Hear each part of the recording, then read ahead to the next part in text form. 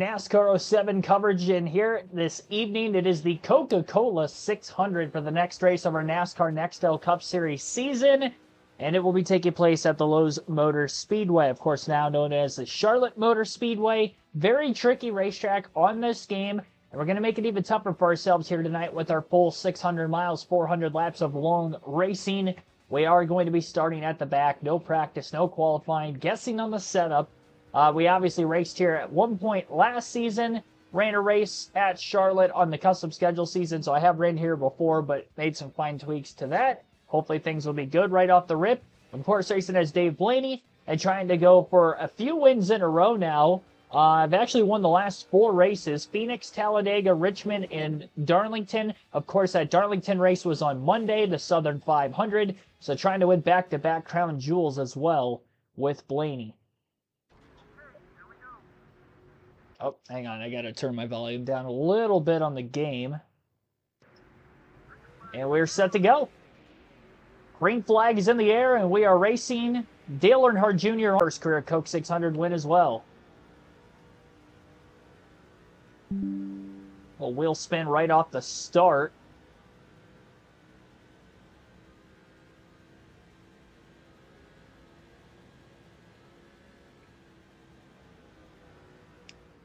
Really tight, driving it off into turn 3. Hopefully it's not going to do that on a repeated basis.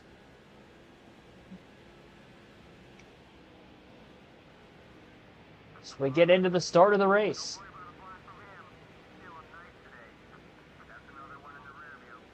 These intermediate tracks, very hit or miss from the speed side of things for me on this season.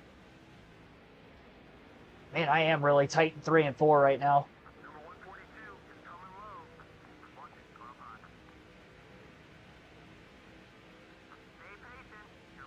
Looking all the way down to the inside of the racetrack, trying to get by Reed Sorensen in the 41. Pass made into turn 1 on him for 40th. Yeah, I'm not sure why my camera's not working anymore, to be completely honest. I have no clue.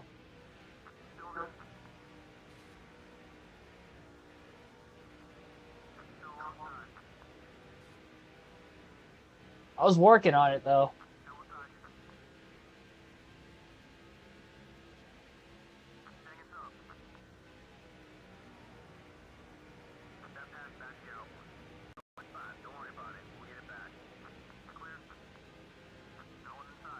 Jeff Gordon out in front. I actually don't even know who led the first 3 laps. I wasn't looking up on the track map. We're focused on trying to get this car to work in the right direction. It's definitely way too tight in 3 and 4. Gonna have to make some adjustments to try to free it up down there because it just wants to go straight up the racetrack. It's weird though, turns 1 and 2 it feels fine. Actually, there's cars around us making contact there. Casey Kane and Tony Raines maybe making a slight bit of contact. I don't want to be side by side in turns 3 and 4, at least until I get an adjustment on this car. I mean, it just goes straight. I get a little bit of a cut in the center of the corner off, but not a lot.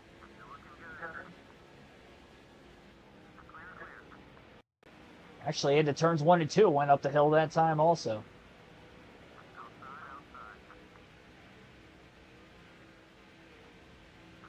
Car feels light on corner exit still. It seems loose on corner exit. Corner entry, though, it is very tight. I have to back the car up so much on entry. Patrick Chadley, happy Friday to you as well. Oh, just tagged Yaley. I wasn't even trying to do that. It felt like it was getting tight on the front stretch even. I thought when I got out of the gas to let Jeff Burton by, I just automatically assumed that I was going to have to lift to let J.J. Yaley through either.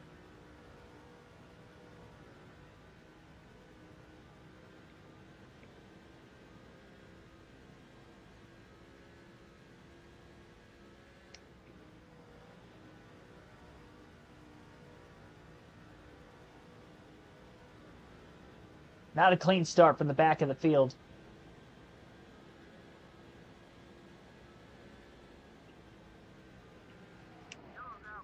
And now a spin! How? Oh, man. I thought we were going to get missed completely there.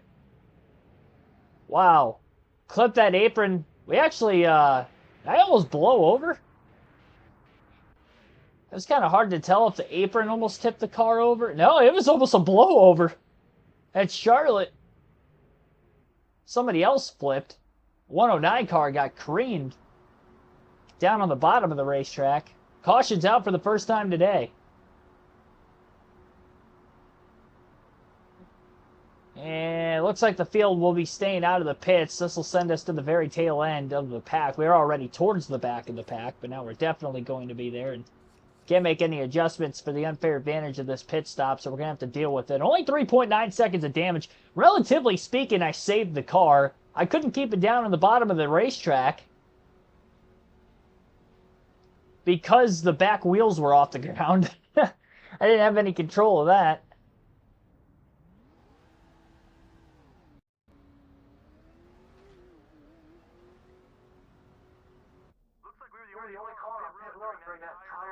All in all, I don't think the car's hurt too badly, so that should be good. All right, let's try this again. Single file restart, lap 12. Green flag back in the air. I do think part of the problem, I think my analog stick that I use to steer the car, I think it is starting to stick a little bit. Not in one particular direction, but I kind of noticed that while I was playing NCAA 11 recently. It feels like it wants to stick, and I think I'm starting to feel that a little bit now, too. I do have 2 new controllers on the way. They just haven't gotten here yet, and I was just kind of hoping that they would get here by now. It says Sunday at the latest. Hopefully I'll have them tomorrow.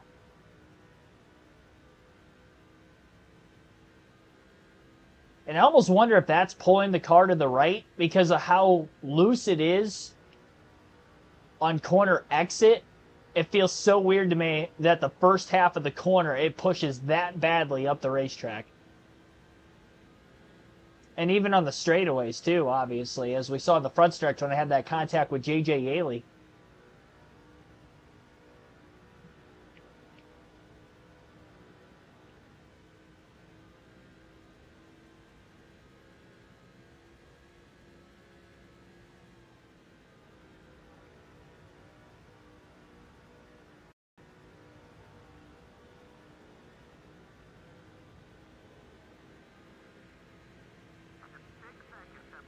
At least we know we're faster than the cars around us at the back of the field. Hard telling for sure where we're at in comparison to the cars at the front of the field. Until we get there, we're not going to know for sure. Even down the straightaways, it feels like it weeble wobbles quite a bit. And I almost wonder if the modified series, the reason why it doesn't feel like I have as much grip in those cars, I almost wonder if that might be the analog stick on this controller as well. I'm actually on my backup controller. I've actually had this controller for a long time. Because my primary, I always buy them in 2. The primary one I had finally kind of broke on me after a long period of time as well. So I get so much use out of them. They start to decline after a while. I'm just so freakishly strong that I tend to break it after so long. My grip's too strong. I am probably pulling on the analog stick maybe a little too hard at times. I wouldn't doubt that. Clip of the apron there. No way of catching it. Better that it floated up to the wall. Wow. See, yeah, I think my controller's broken, honestly, guys. I don't even know if I could do this. I don't know why. It feels like it was so tight. We'll try this again. If I wreck again in the next several laps,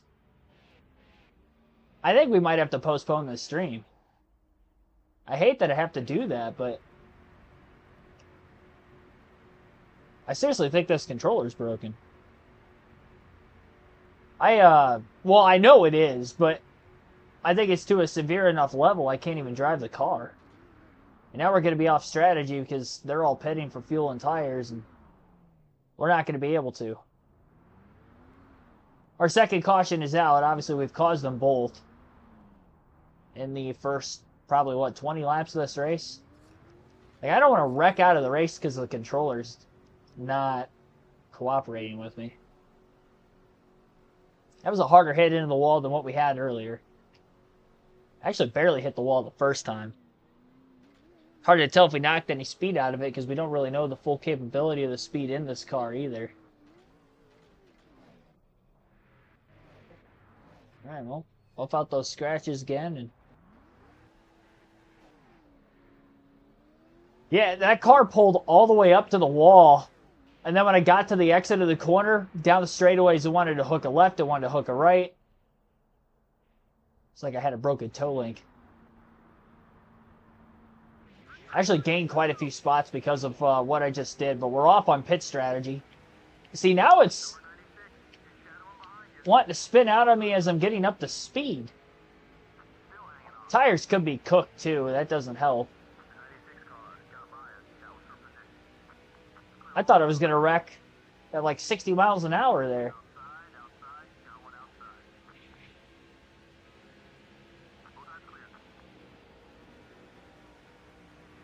It won't turn.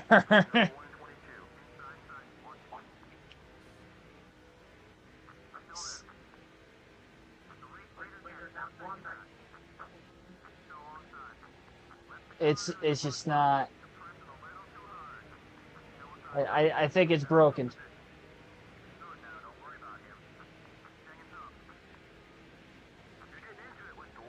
I can't keep a straight line. Like I'm not hitting him intentionally, obviously.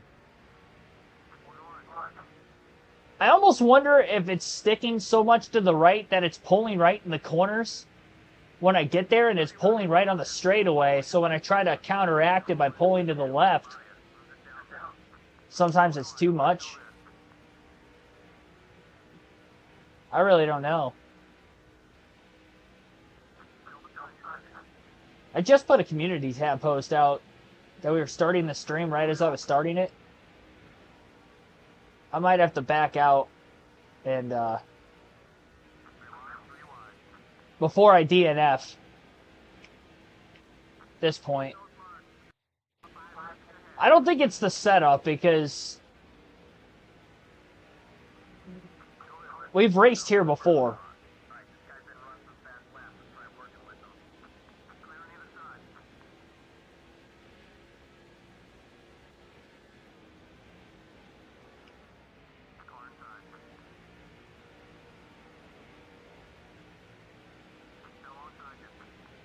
Only on lap 25 of a very long race.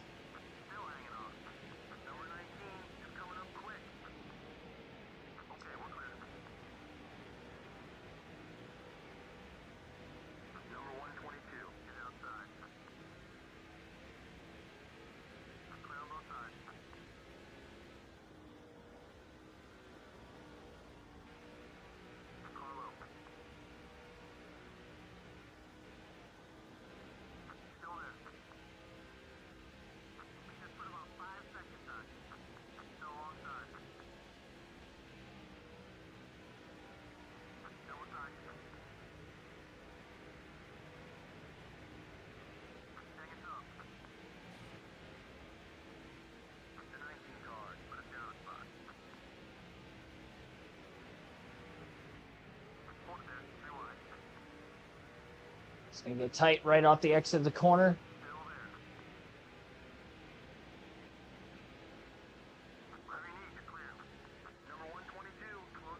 What is this?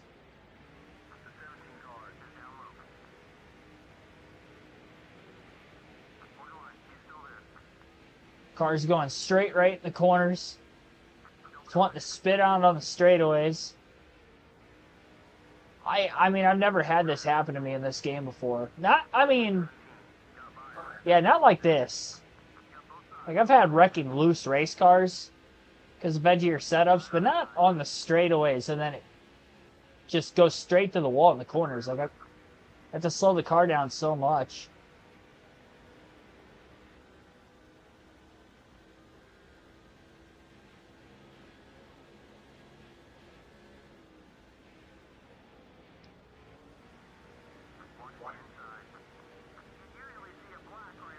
Oh, near crash off turn 4. Jeremy Mayfield and then the 187 car. I do think if I put fresh tires back on this thing and try to make an adjustment, you know, we'll see. Hopefully it's not the analog stick itself. But a definite struggle off the start. Like, I can't make a pass without making contact with somebody. As what just happened there with Jeremy Mayfield.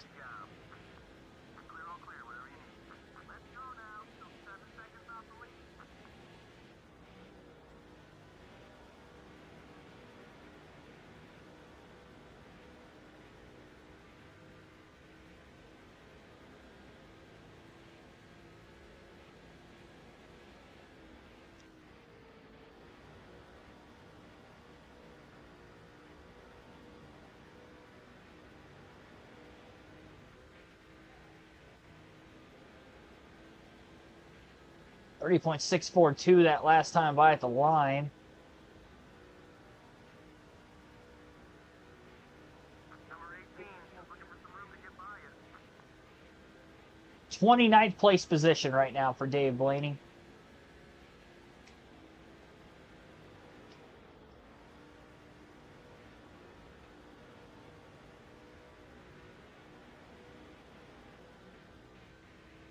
Somebody's up against the wall, it looks like, right off of turn 4, most of the way down the front stretch.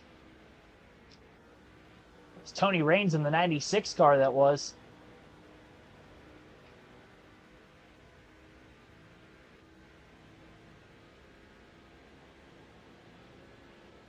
Lenny having a very tough time trying to get enough of a run on the 187 car in front of him. And has given up enough on the bottom that Jeff Green's going to get to the inside temporarily. Blaney enough straightaway speed at least to try to block him off.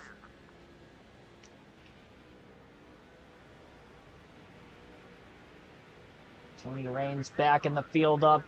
Blaney to the inside.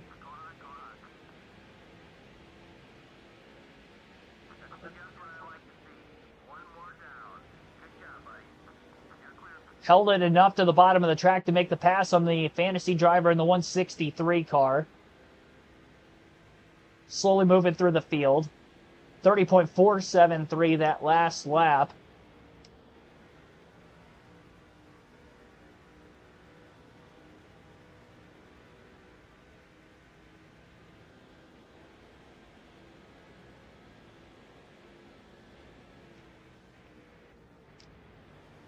Yeah, Wade, thanks for tuning in. Good game last night. Good game.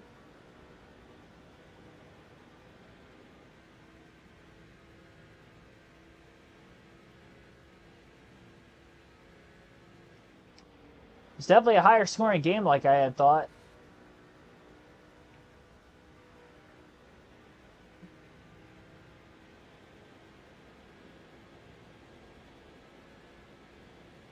We're going to have more wall scrapes on the first, probably, fuel run of this race than what I had the entire Coke 600.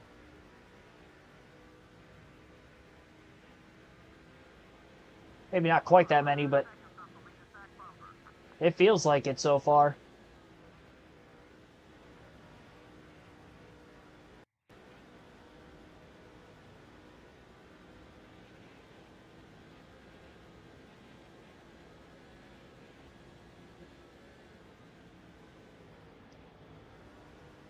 Maybe some of this is the Dave Blaney equipment, too. Finally catching up to me at a track like Charlotte. I mean, I look back to Texas. The car didn't drive this terribly, but there wasn't as much speed in it. We finished 11th. Didn't lead a single lap. Barely ran in the top 10 for most of the race.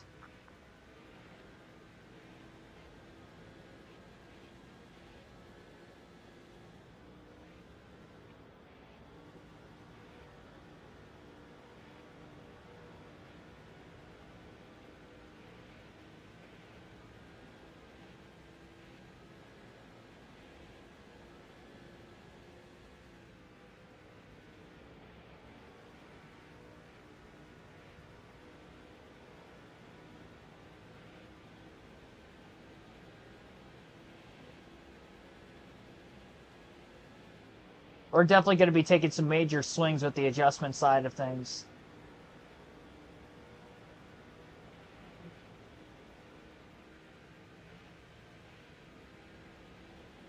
Six seconds off the lead. Long race.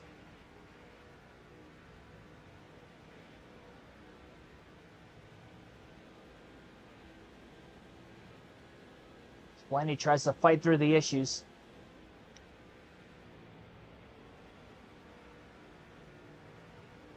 Quite a few cars double wide towards the exit of turn 4. Outside lane got stacked up just a little bit. Blaney had a run initially, kind of clipped the grass in the front stretch. It couldn't stay alongside Robbie Gordon in the 7 car.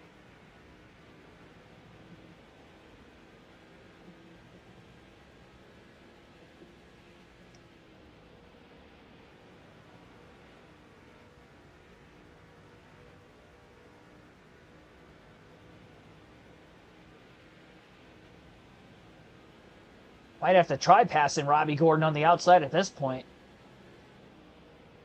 The car just does not want to stick on the bottom to roll the inside. There at 4, I mean, I'm able to actually roll the middle to upper lane quite well, considering that isn't really a line to be racing here.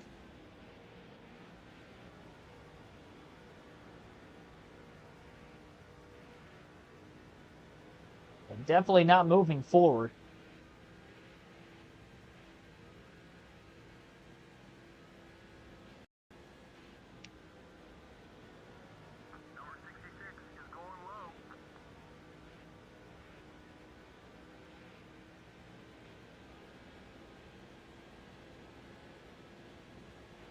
You just got to hope that when we free it up, it's not going to be too free on corner exit.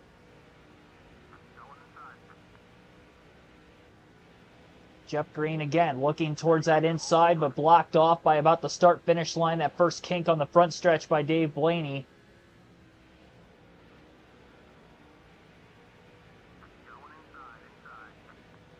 More laps we run, definitely getting used to it. A little snappy off turn 2 again that time. Again, luckily at least had the 66 car cleared. Tried to keep the car pinned to the bottom, just didn't want to stay there center off again. And Jeff Green's lurking to try to make this pass, just hasn't been able to make it happen yet.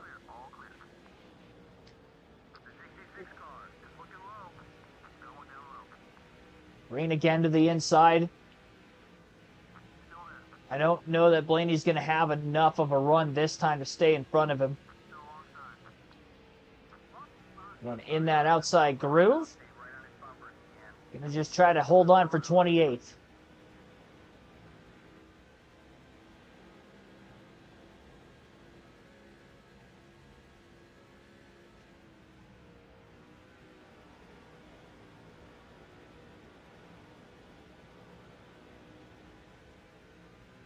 Yeah, that Packers game last night was definitely... the Lions won it defensively. With the pass rush specifically. The pass rush was the reason why the Lions won the game last night. That was probably the key takeaway that I could take from either team in potentially winning that game. That was definitely a difference maker. They were beating Love up, and they would not give him a lot of time to get rid of the ball, so if they couldn't get anybody open in a quick enough manner for him to get the ball out quickly and move,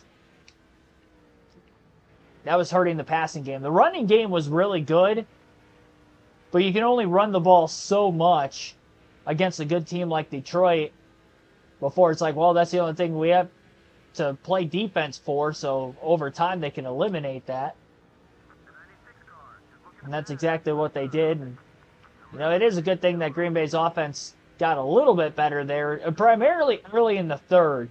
I think they came out of the break at halftime, and they knew what they had. They knew what Detroit was giving them defensively. They were able to make some fine-tuned adjustments that when they came out of the half, hey, this is what we're going to do. Those first couple series, they were able to score touchdowns offensively, and then all of a sudden, you know, the game tightened right back up again.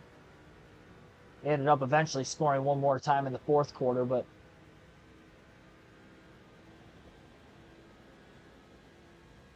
yeah, still all in all, it was definitely a good competitive game. I've been saying it for the while now that, in my opinion, that Detroit's the best team in the league. So I'm not upset by that loss by any means by Green Bay. I knew we weren't the favorites going in anyway. Starting to lose a little bit of time to this group of cars up ahead of us. We just couldn't pass anybody. We've been passed by a couple of those cars now, Jeff Green and Tony Raines. Nobody directly behind the 22 of Dave Blaney. And at this point, you just wonder how long you go before you pit. And really, at this point, it's just staying out, hoping you can catch a caution.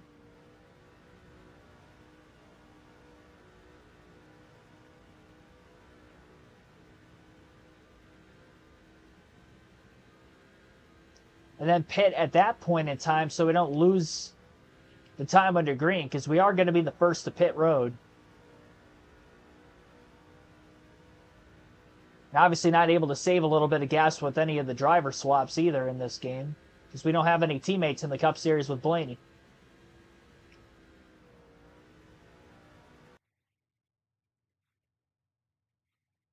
Stay patient, long race. Yep. Yeah, I got to definitely tell myself that. Now running the Cup races in a while outside of last Monday at Darlington. These races are definitely longer. And in the instance of these last two, really the two longest races of the season, the Southern 500 and the Coke 600. And especially this 600-mile race here this evening.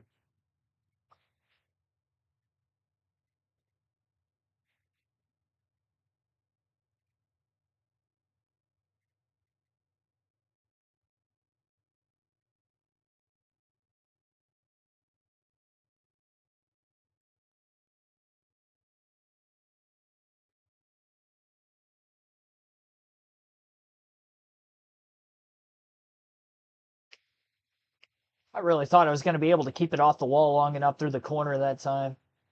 Not quite. I wasn't against it as long as Tony Raines was, though. Tony Raines been up against the wall a few times already today, and there he was again. We do have one car out of the race. I don't know who blew an engine, but it was literally the first lap or two after the restart. We've had two cautions already. We had, if I remember correctly, three cautions back in the Southern 500, all in the first half of that race on Monday. So two already in the first half of this race. We'll see how the rest of the race will go. You always have to just assume that we're not going to get another caution. That's the way you got to play the strategy. Because, I mean, we do get caution-free races. Granted, this Cup Series season, with the races being longer, we haven't had any caution-free races for what is now our 12th race of the season, with already receiving yellows in this one.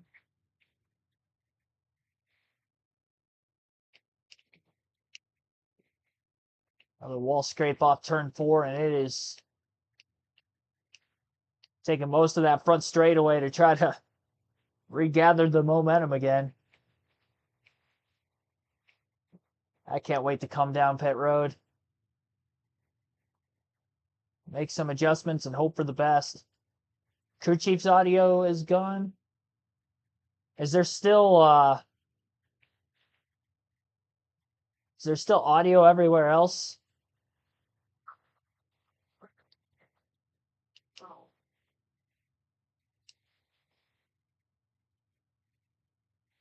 Like, is there still actual game audio? Crew chief might have just not said anything for a long time.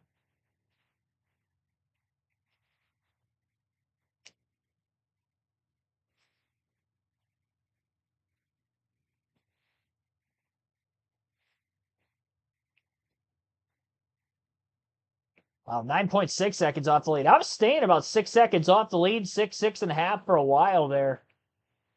It's really starting to go in the wrong direction. The further we get in this run.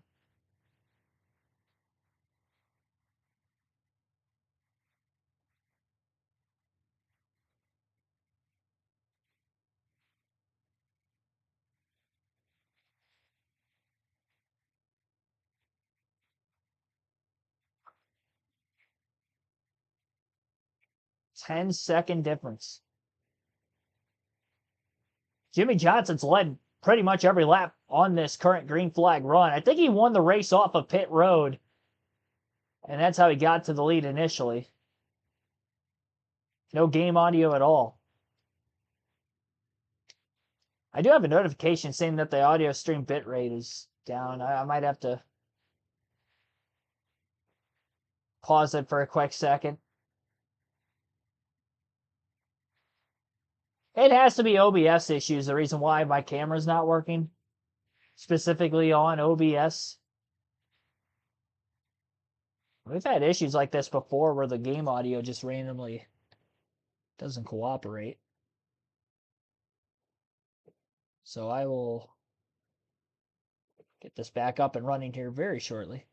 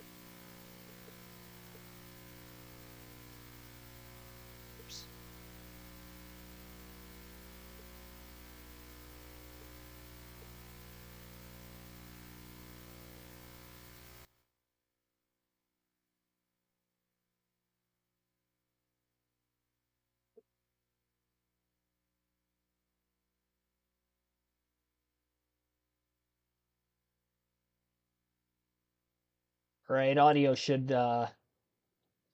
be working now.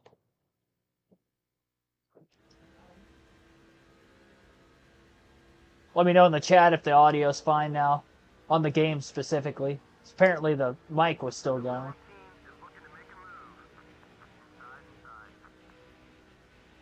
Not sure why it muted randomly. Jeremy Mayfield and Kevin Harvick going to get by Dave Blaney on the front stretch.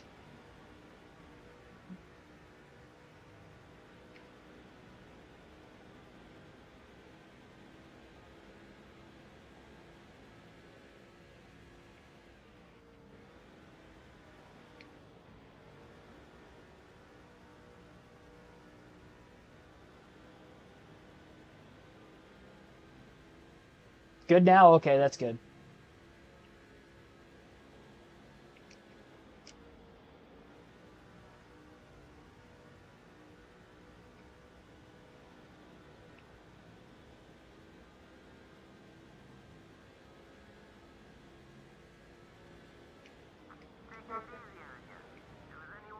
Yeah, that no practice of qualifying is definitely hurting more in this race than it probably usually would.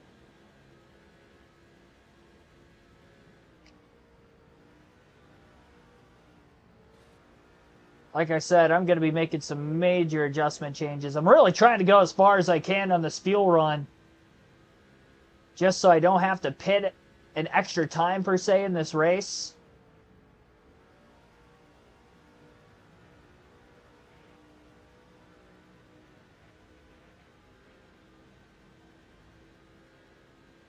I just hope I'm not 2 laps down. Because having the... Oh, almost had a caution right there. Contact between Jeremy Mayfield and Kevin Harvick getting into turn 1. Harvick launched himself all the way to the wall. Yeah, it's definitely way tight.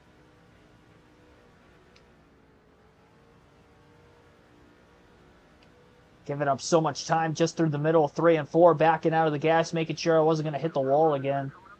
I don't want to keep mowing it down corner after corner and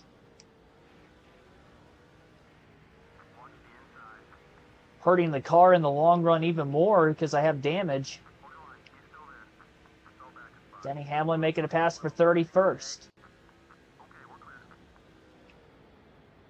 I clipped the apron on entry that time. They were able to save a little bit of gas with those 2 cautions. 65, 66 laps. I mean, that's more than I was able to make it on a full fuel run at Darlington. Or about as many. We're going to go further than that, obviously. Flipping the apron again. I caught it that time. I didn't spin all the way around like I did early in the race. It's 2 corners in a row I've clipped the apron.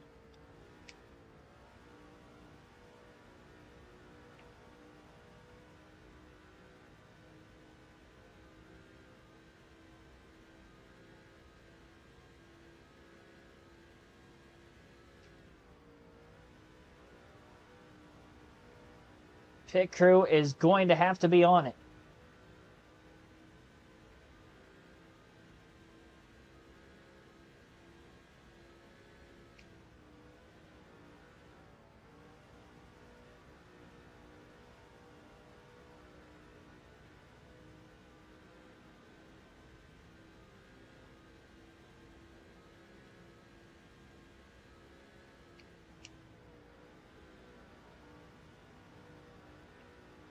Well, now I just feel like it's starting to stick better randomly. Reeling Denny Hamlin back in again.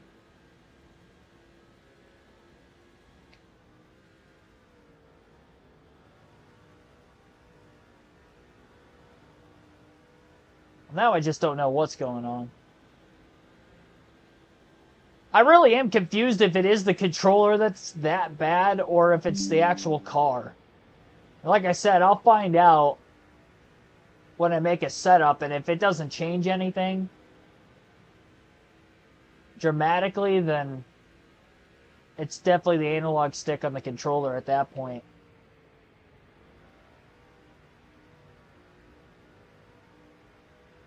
I'm going to pit at lap 70 this time by. Don't want to risk running out of gas. Don't want to lose time because it can definitely be worse.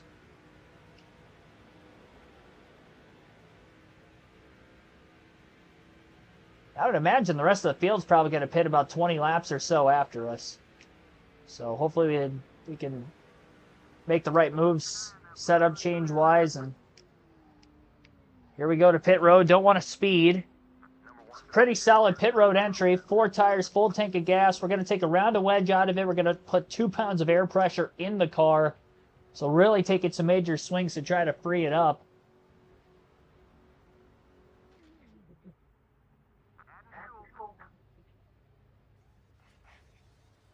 It is an utter struggle tonight.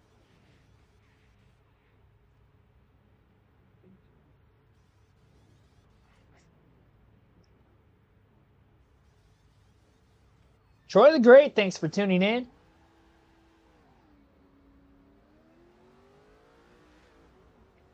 All right. I don't know why I was thinking I was going to be in danger of going 2 laps down. I was not that far behind. Or less than a half a track off the lead. Stay to the bottom here. Just try to get up to speed now.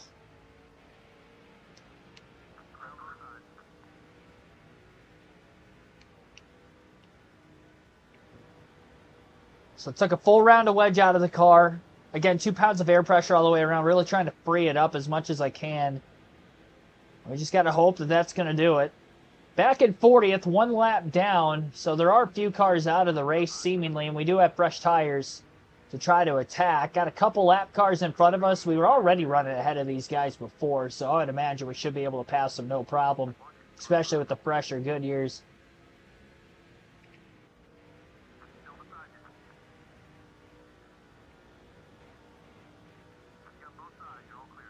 Well, it stuck better through 3 and 4 that time. I had to be committed to try to make that pass. I don't know how much faster it's going to be, but anything's better than what we had. I haven't even cracked the top 20 in this race. It is a struggle. I haven't struggled this bad in a while, especially on this game. Like I said, Texas on the Cup Series, we finished 11th, didn't run in the top 10 much. It's probably going to be a performance like that again. It's a good thing I dominate the short tracks when we go there, because we go to racetracks like this, and at least I can bank on still having the points lead when we get out of here. I mean, we had over a full race lead. Just gotta hope. I mean, it was definitely getting worse the longer the run went, which is why I think I was starting to fade compared to the rest of the field. We're definitely going to need some cautions, but not right now, obviously. We definitely need everything to cycle through first, pit stop-wise. Once the rest of the leaders end up hitting pit road, then we'll hope that we can get a caution at some point to punch the field back up and maybe go off strategy a little more than what we already are. And maybe more for the better side of things than what we currently have.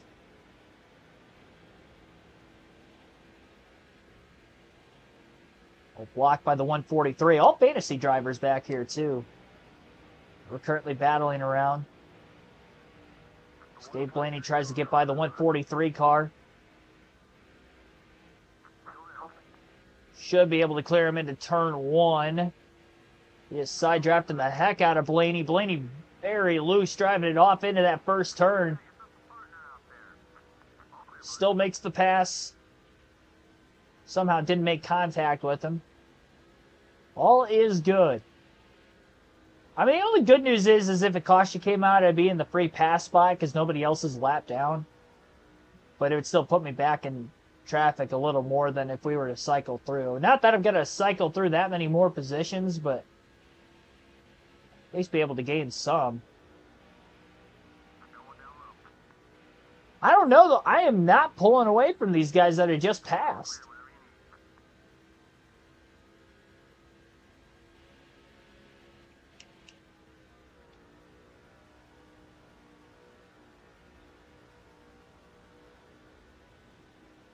We might be doomed.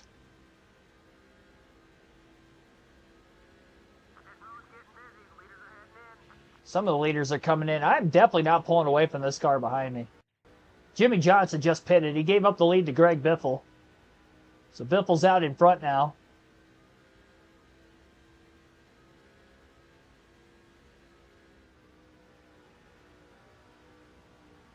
A lot of cars on pit road currently. Well, you know, I also thinking about California when I was a lap down in 25th and we caught a caution at the right spot to try to stretch it on fuel and win the race on fuel mileage. That was the only laps I led in that one. So I guess it's not a surprise that I'm this bad.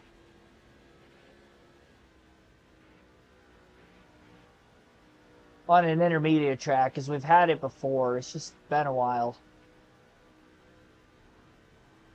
With this season in particular, because obviously I'm in C-tier equipment with Dave Blaney. Nowhere near A-tier equipment like we had with Jimmy Johnson on our first season on NASCAR 07.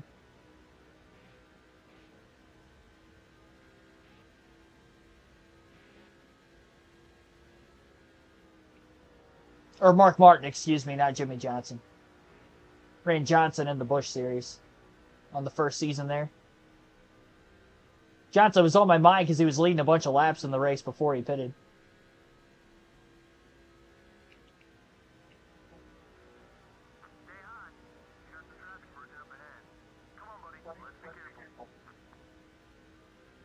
All right, at least we've got clean traffic around us now.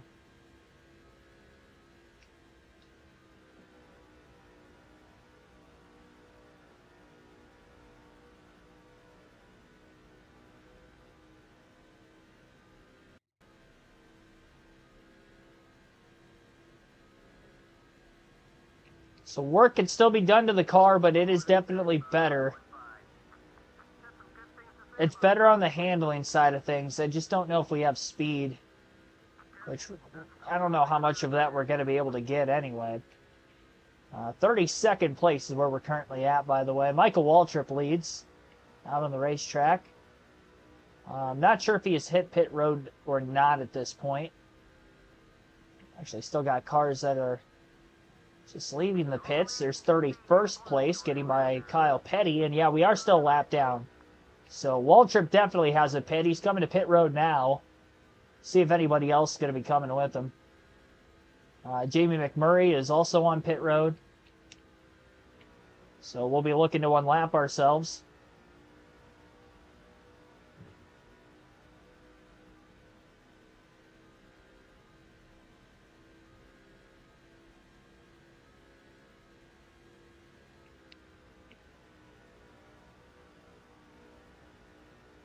Matt Kenseth also in the pits.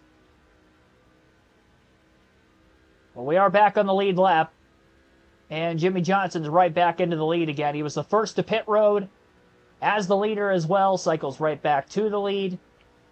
We're in 31st, pretty much about where I was running. I think I was 32nd initially, so we gained one spot by pitting early. But remember, we didn't pit for fuel or tires under that first caution. Here's Denny Hamlin. It looks like we'll cycle to 30. It should get by him as he gets the speed down the back straightaway. We're going to make sure we'll block him and clear into turn 3. It really tells you how long Denny Hamlin's been racing for. A lot of the drivers in this game are retired. And honestly, it's kind of shocking when you consider the fact that NASCAR 07, I mean, this game was made in 2006. It's not even 20 years old. It's an 18-year-old game. So 18 seasons ago, we had Kyle Busch in this, Denny Hamlin. Who else did we have? I don't even know if we had anybody else. That might be it. Well, J.J. Yaley still goes part-time. So Yaley's part-time. I guess Jimmie Johnson's technically part-time too, if we want to consider that. That's 4. I'm not counting the Busch series in this game. Well, Truex will still technically be part-time because he's running the Daytona 500. So we got Martin Truex Jr. That would be 5. So we just made the pass on Scott Riggs for 29th. We're getting somewhere. We're better than we were because we're passing cars now. Granted, 2 of those were because of pit stops, but we passed Riggs on speed there. So that's great.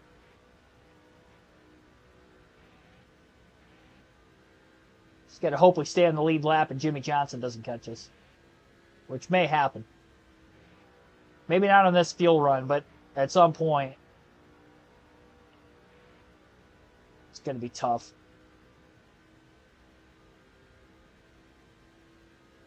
.8 seconds off the lead. A little over half a lap down.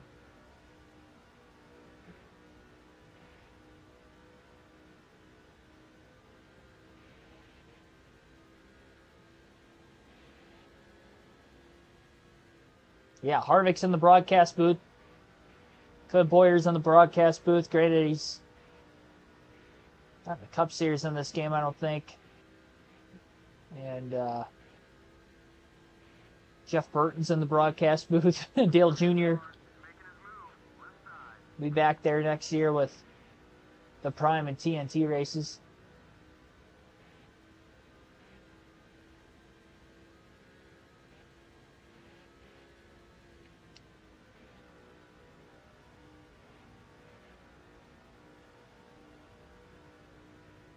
Laney reeling in Robbie Gordon in the 7 car.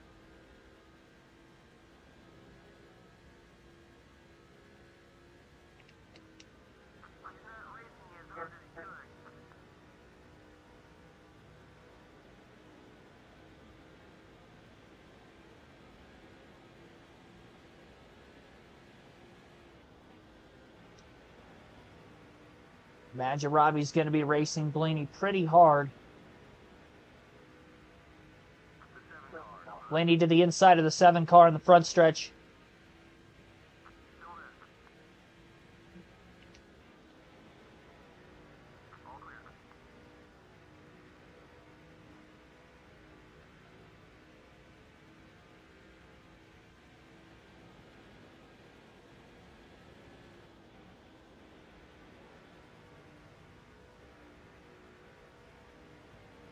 Tough to ride in this dirty air right behind him. Definitely feel the car was a lot tighter when I run behind him in the corners. Lost a few tenths to Johnson again. Really trying to make this pass.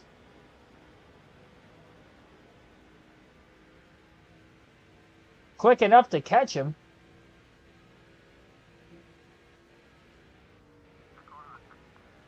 Little side draft. Just got to that left rear corner panel. You could see him get a little loose and definitely took that air off his rear spoiler. without touching him. So pass made for 28.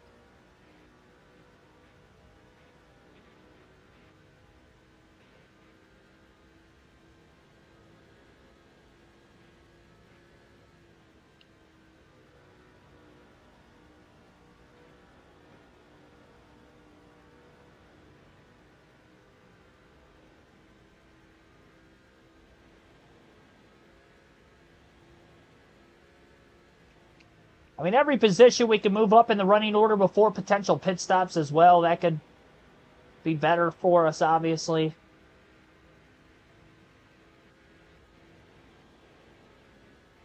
Finishing position, if it stays green to the end, at least we're getting by these guys now. A bit of intimidation. Trying to get him a little loose to make that pass to the bottom of the track, but he wasn't loose enough. Still had decent momentum off the exit of turn 4.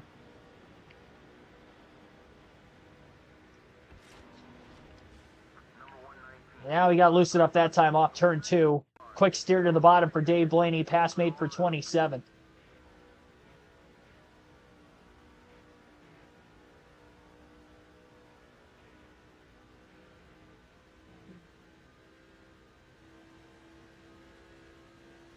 $18 seconds off the lead.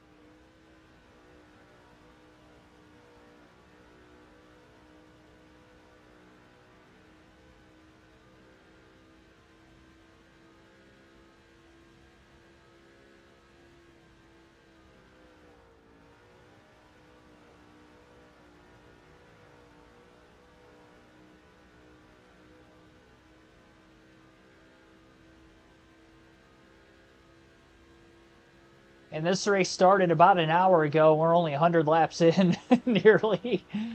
Man, oh man.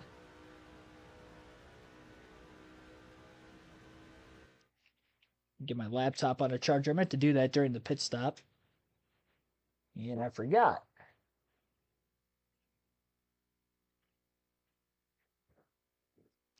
All right.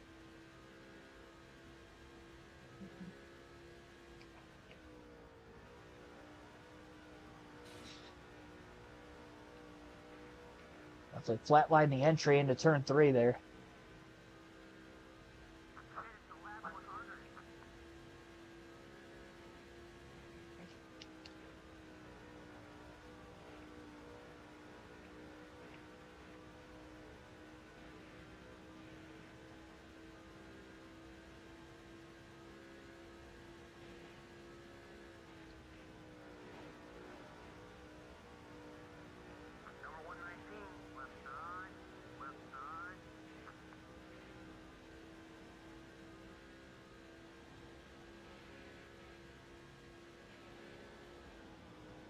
Getting pressure from behind from the car we just passed several laps ago.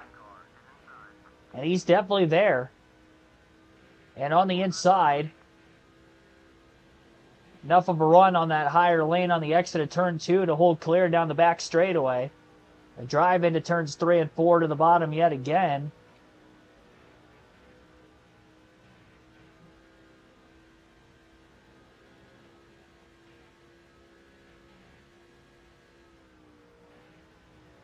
Car maybe starting to tighten up just a little bit more again, though. A little over 30 laps on the tires. Just tightens up on the long run.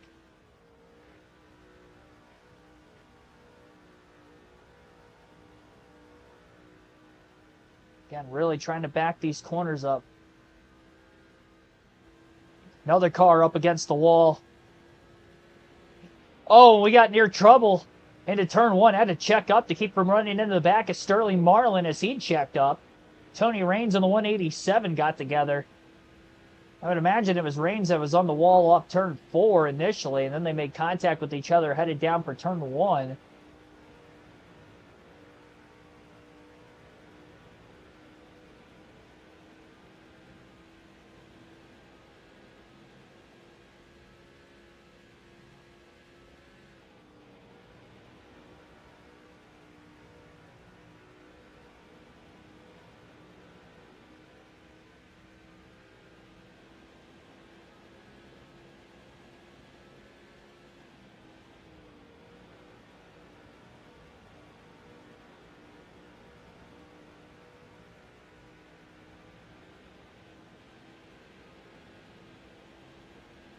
.383, that last lap, fastest of the race.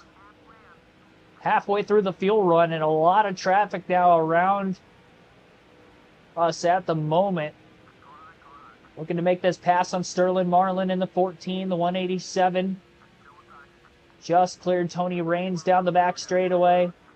Blaney with a move under Raines. Makes a clean pass up to 25th. Raines lost a spot to Marlin as well.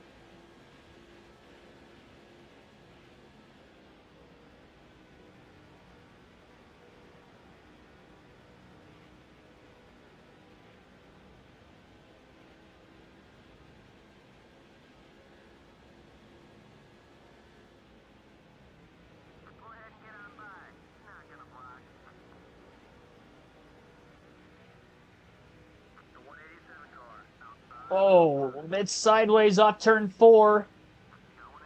Contact with the wall. Marlin squeezes by, gets to 26. Blaney lost a lot of time there.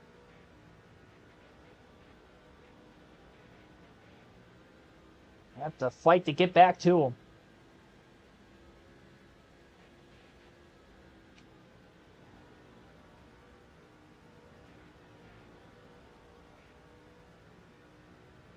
Definitely still room for adjustments.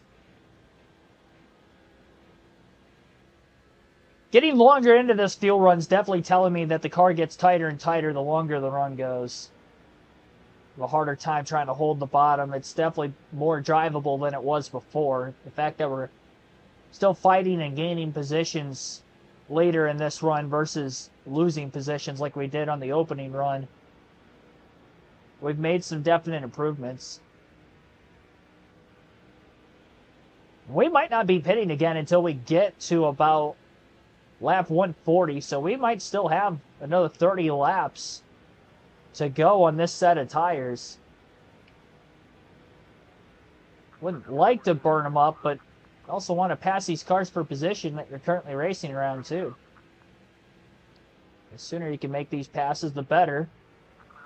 Clip of the apron. Slight bobble. Luckily in front it was Sterling Marlin and Jeff Burton getting side by side with each other. And that actually held Marlin, up in the center of the corner. Blaney stays with the 14 car and makes the pass for 25th. He was ahead of Marlin initially, gets back around him there. Took a few laps.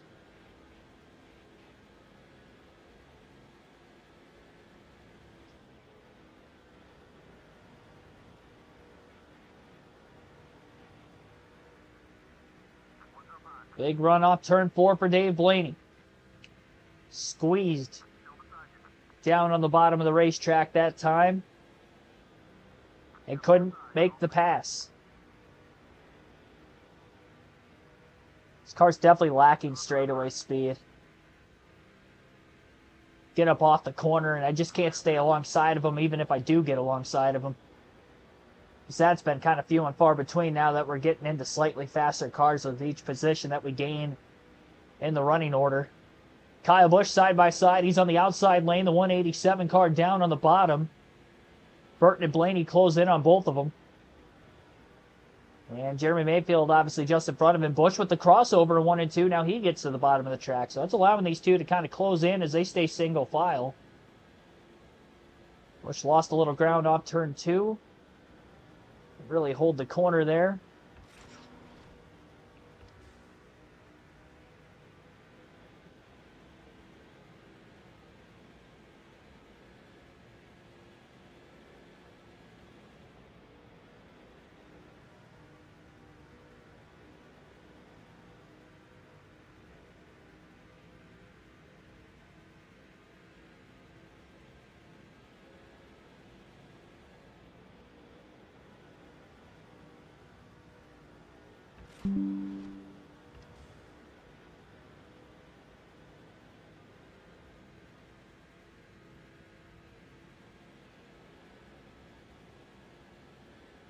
Reed Soren backing up to some of these cars. He might be a lap down.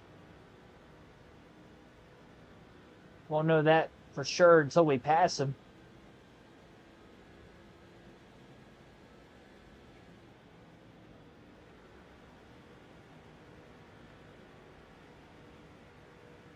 Blaney under Burton, maybe trying to use him as a pick to get by. No, couldn't use Sorensen as the pick there. Burton did a great job holding on. And that pass on Sorensen was a lap car for sure. Blaney under Burton. Got his nose out in front off turn 2. Might be able to finally make this pass in 3 and 4 now that he's underneath them long enough. Slides up and clear. Center of the corner, taking Burton's line away up to 24th. Another spot gain for the driver of the 22 car. Few more positions still remain just up ahead of him.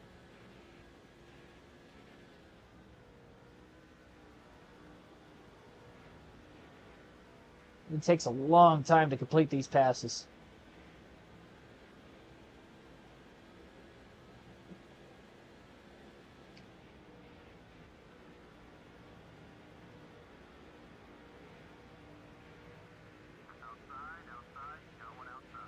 And another run here by Blaney.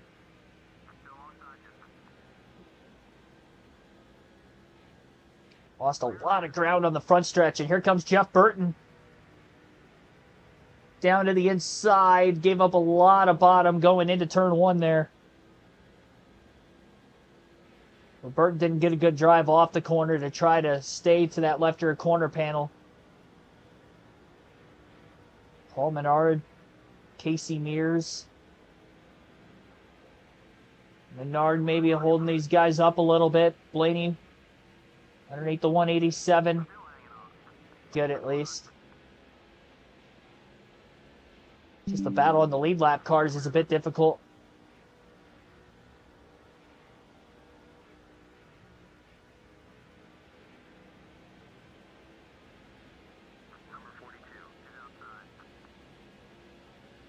Casey Mears is actually a position and not a lap car either. So that pass was for 22nd. So the 22 car up to 22nd place. Highest we've been was 21st in the running order. Slowly climbing there. Gonna follow Busch to get by Jeremy Mayfield for 21st.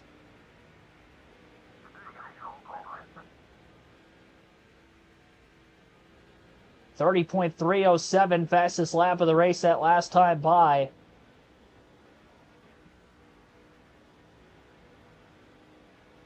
We've still got about 20 laps until green flag pit stops yet again.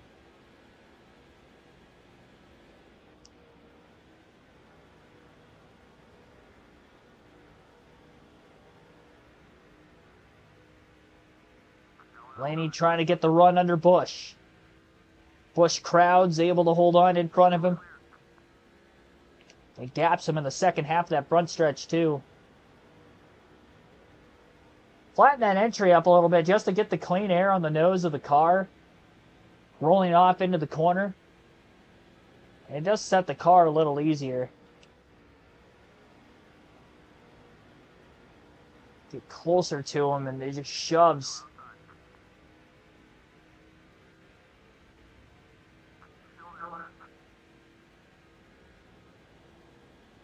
Just can't go any lower with that grass down there either.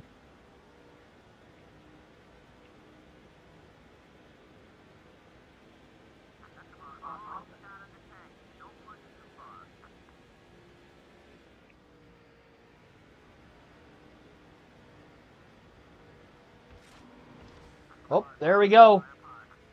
Intimidated Kyle Busch just enough. Will the pass be completed down towards turn 1? Yep, clear before the entry to turn 1. Even better for Blaney. Up to 20th. Top 20 for the first time today.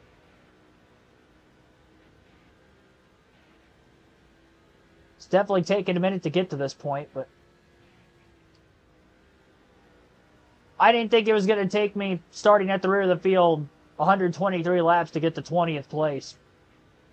But it definitely has. And we've got Brian Vickers in 19th right here.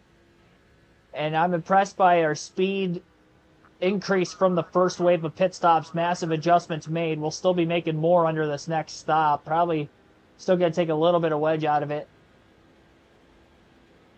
Try to free it up even more. Bit of an overdrive getting into 3 and 4 there. Trying to close that gap on Brian Vickers. Still ran a quick lap, though, ultimately. 30.277 that last time by.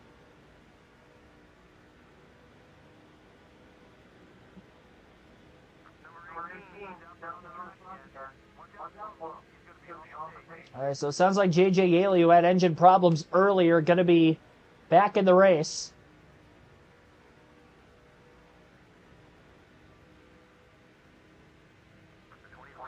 And he's so close to hanging on that left rear corner panel of Vickers' race car.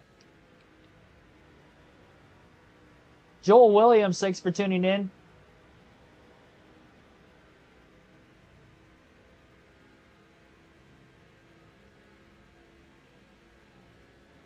Well, unfortunately, I can't go like tire by tire on this game with the air pressure, so whatever I change air pressure-wise, I'm going to have to change all the way around.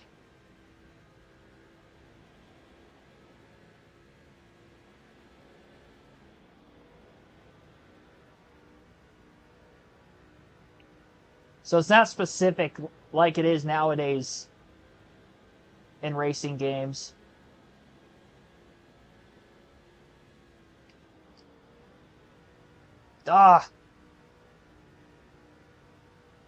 Shoved quite a bit there. We're getting to the end of the line, though.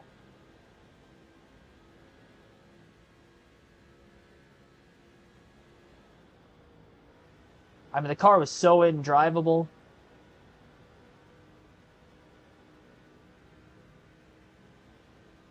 And now it's at least drivable.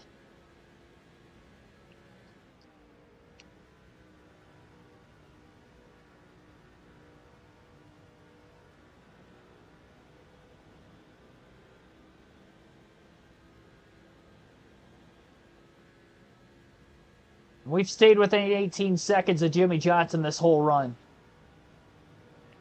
And I think J.J. Yaley might be slowing up a pack of cars up here, and Blaney's going to attack a very low dive off the exit of the corner. Vickers trying to squeeze into the middle.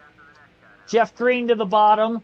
Got a little tight, barely kept it off. Green sliding up the racetrack. Wow, that was close. That was close. I was going for it there.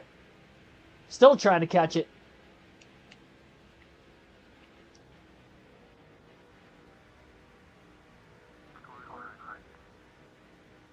Open the door up. Vickers almost got back around us.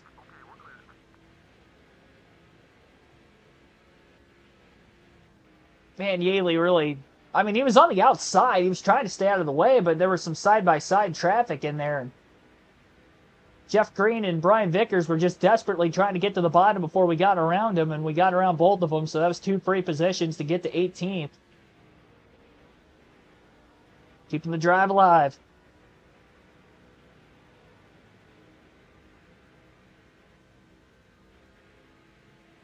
Yeah, I'm definitely trying to use more brake, roll out of the gas sooner, roll out of the gas for a longer period of time before getting back into the throttle. I'm doing all the things I need to do to try to help the car turn, but it's just as the run goes on, it just feels like that right front tire just wears out so much quicker than the rest of them. And, you know, you get to this point in the run, there's only so much I can do. Like, I'm not able to keep up with those cars in front of me. I was actually starting to lose Vickers before that checkup from Yaley.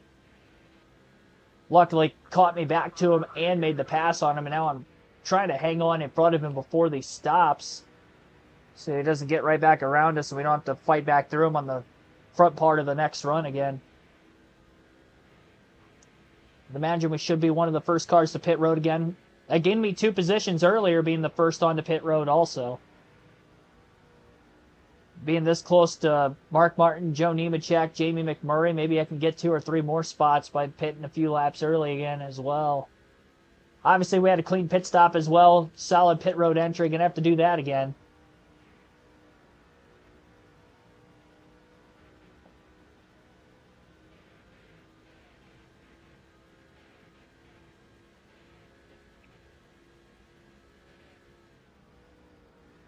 Still only 18 seconds off the lead. Nemechek just got passed by McMurray. There's a spot for him. 6 to 7 laps away from Dave Blaney's next pit stop.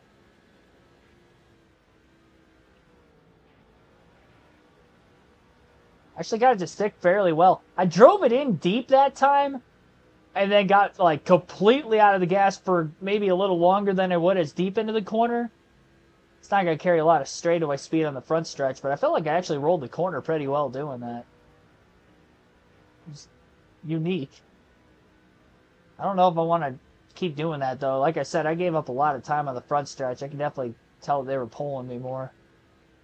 But through the corner itself, that might be good if I'm trying to make a pass on somebody, though, honestly. If I can stay with them long enough on the straightaway and then try to roll it like that. There might be a path that way. I don't know that I'm going to take this all the way to lap 140. I think I'm going to take it to lap 138 and then pick, because we're already in the red on that fuel light indicator.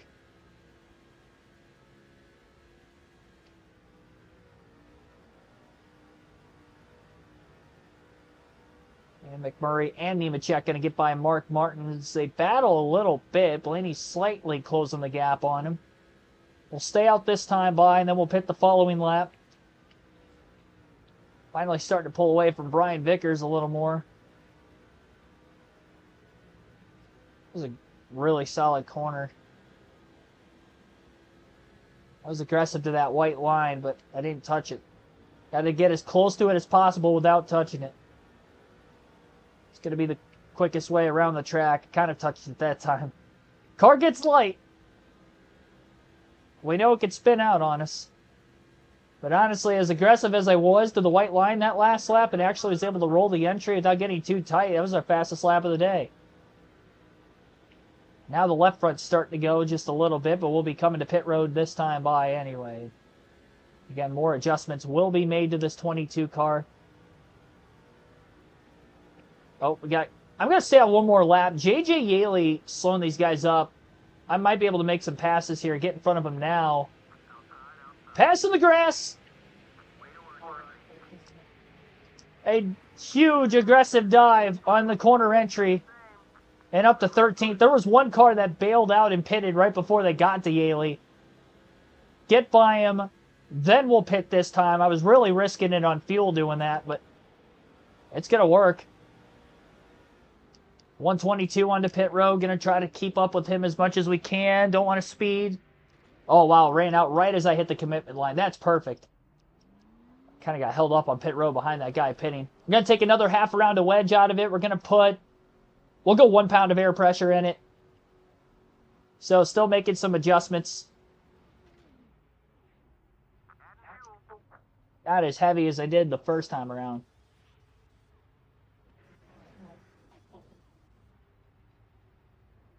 Slight hiccup there on the front tire changer, trying to go around the front of the car back to the left side.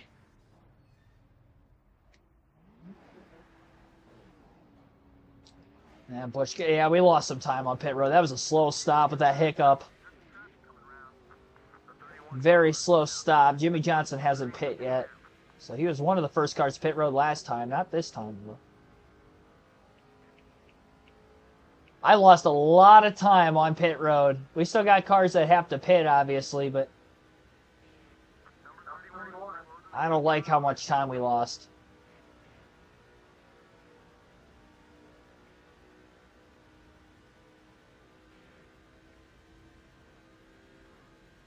Definitely need everything to cycle through also.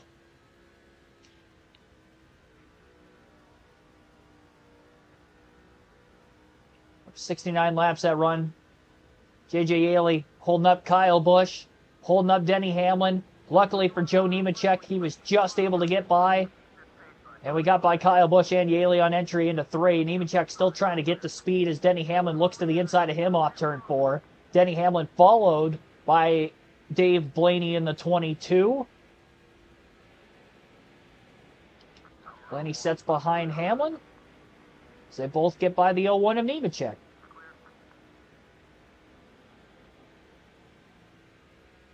Blaney to the inside. Hamlin looking low. Hamlin trying to block. I wonder if he's coming to pit road this time. We'll stay wide just in case. Yep, he's pitting. Okay, good. We'll have clean air. I didn't realize he still had to pit yet. Dale Jr. on pit road. He was able to lead a few more laps. He started on the pole today, so he led some laps early.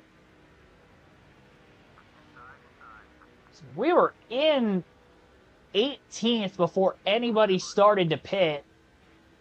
Greg Biffle's still out on the track behind us as the leader now, but I still think he has to hit pit road as well. We're currently back to 26. I think we'll still be able to gain some more spots. I'm not sure exactly how many more, but we'll get some. 24th, 23rd on Mears. Another car getting up to speed back straight away. We're definitely not going to get to him. Still got more cars pitting. I think Biffle still got a pit.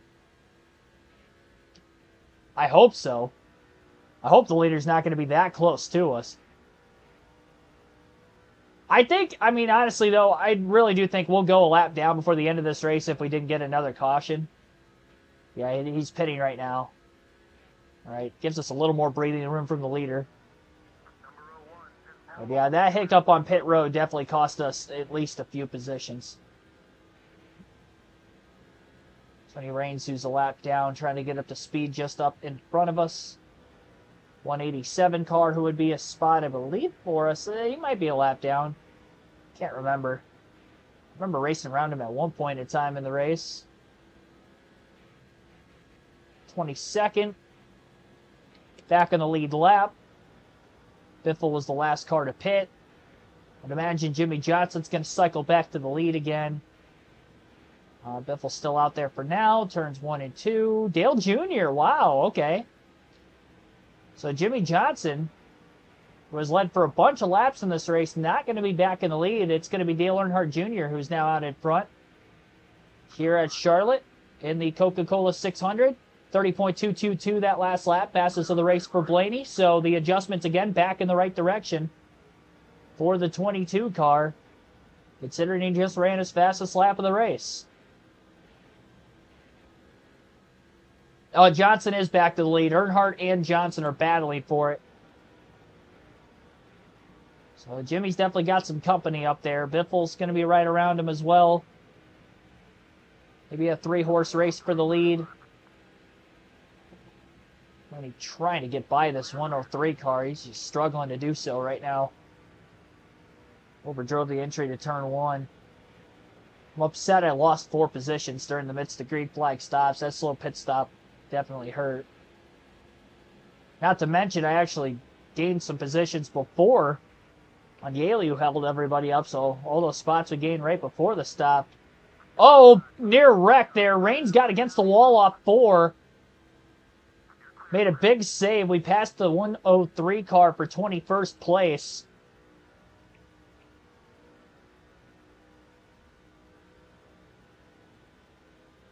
Barely able to escape. We've had a couple of near misses in this green flag run, but again, no caution in over 100 laps. 2 yellows early in those first 20 laps or so, but that's been it for a while. Still over half the race remains, obviously. Long one here tonight in the Coke 600. 2 pit stops so far into the race for us.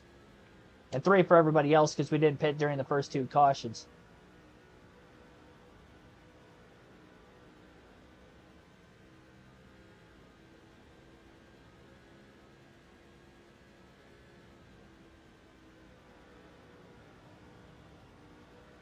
Right in the middle, 3 and 4. Yaley stacking up a few cars. We got to take advantage of this every single lap. And here we go again. Down on the bottom of the racetrack.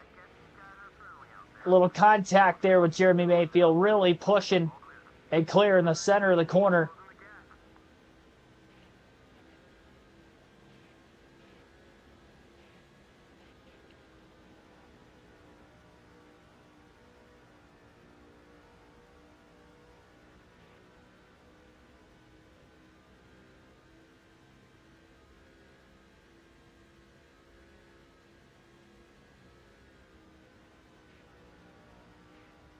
Vickers, McMurray just up ahead. Obviously, we were ahead of Vickers. McMurray, we were close to. Might have been one of the cars that passed that first stack up with the Ailey. But that's definitely 16th and 17th place.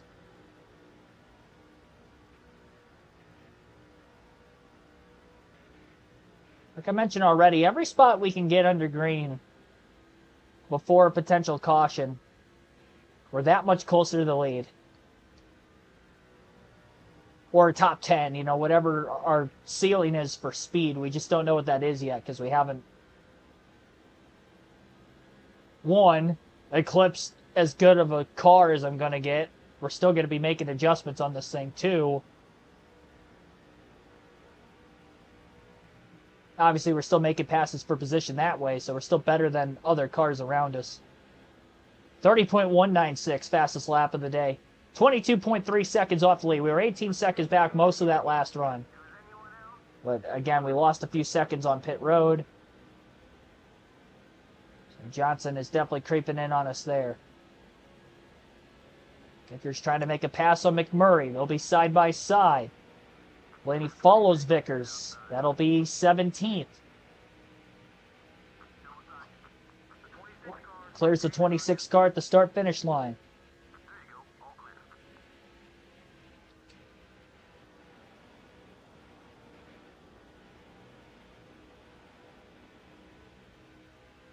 Looking at some point before lap 220, will end up being yet another stop.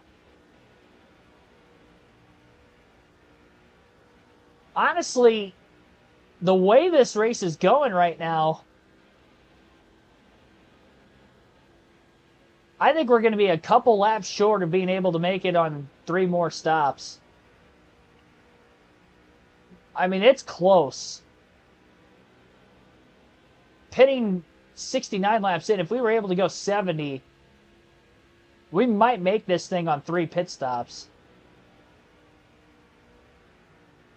For the rest of the way, not total, obviously, because that means we would only have to pit 1 more time. But, yeah, so there could be something to be had there.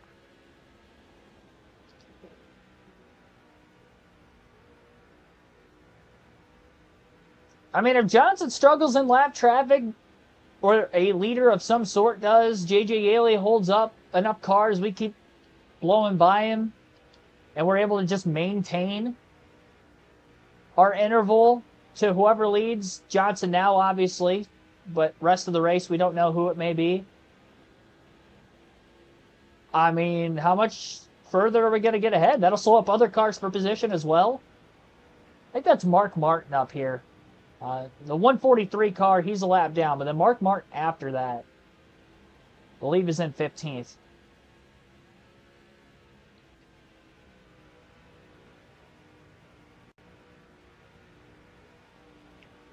Lenny just trying to get by Vickers for a spot. That ain't going to do it. That killed my momentum.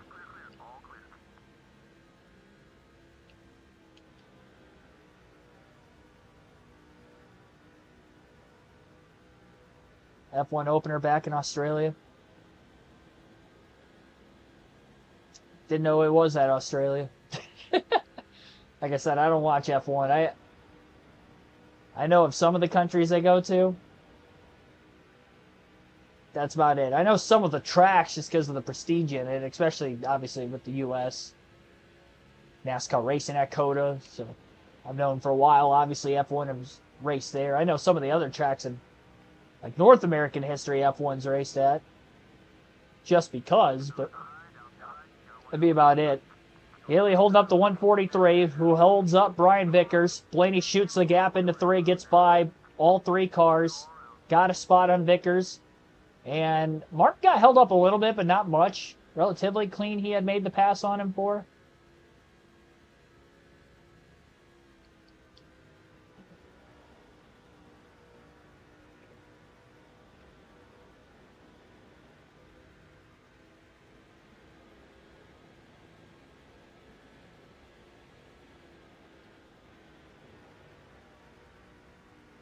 Oh, you know what? I was splitting it up weird. I was splitting it up as if I was pitting every 60 laps. Yeah, you're right. You're right. I think I can make it on 3 more stops the rest of the way. Gosh, man. Obviously, we're going to take it as far as we can each run. Just hope I don't get banged with a caution in the middle of green flag stops like what happened in the Southern 500. Luckily, in the Southern 500, I had a much faster car than what I have here. Oh, contact there with Mark Martin. That was a combination of driving in deep, clearly hit him, but then also Mark kind of gave up a little bit at the bottom and closed it late. That was on both of us there. Hard racing by both ends. Little contact slowing both cars up. It's tough for Blaney to work guys over because the car is not that fast. I get to him, and it takes me 5 to 10 laps to get around him.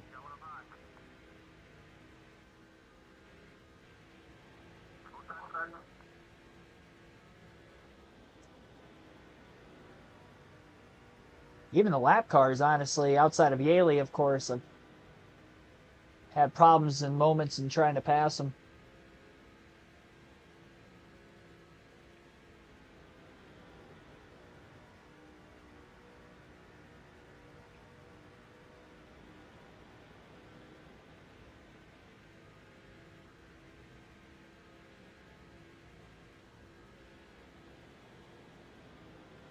Just under 20 seconds off the lead. Probably get it back down to 18 again before we pit, which is where it was at.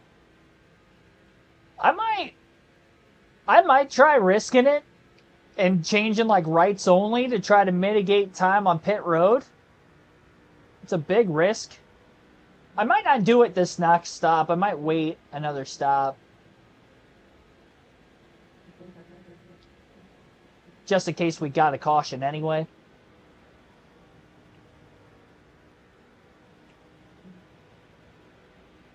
Very high probability a caution comes out. I'm definitely going to be pitting. So I do think we have a better car than what I had earlier. So even if I gave up track position, I think we'll be in an all right spot. Fortunately, I wasn't able to use either of those lap cars to kind of pick Mark Martin behind. 30.161, our fastest lap that last time by as well. And we're catching more cars per position. Kevin Harvick, Martin Truex Jr. just up ahead of Mark Martin.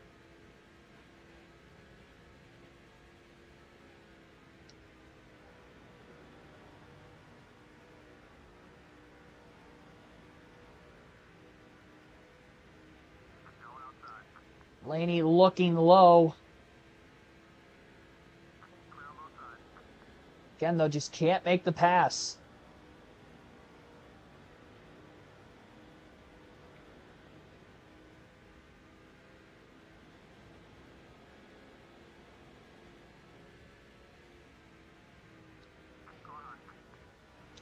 Squeezes under Martin. Pass was made. Martin battles back to the outside. A lot of straightaway speed for him.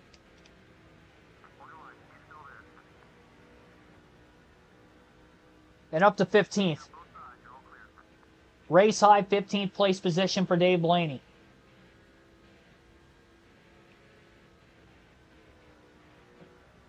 J.J. Yaley is going to slow down Waltrip, Truex, and Harvick. All off turn 4. Here it comes the 22. Oh, he got into the one. Aggressive in trying to get by everybody there on the front stretch. Truex actually got down into the grass. And he was still able to get by at least Harvick for position, but lost the spot to Blaney, so he really net gained him nothing. Martin got by Harvick as well. I think still might be stuck behind the 18 car. Waltrip gets by the best of all of them. And Blaney's now up to 13th place.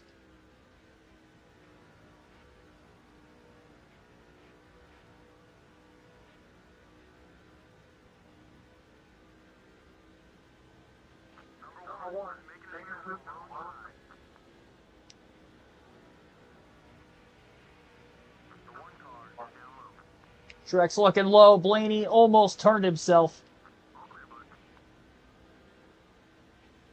There was definite contact. We've lost time back to Jimmy Johnson again, by the way. Battling maybe a little too hard here with the one car.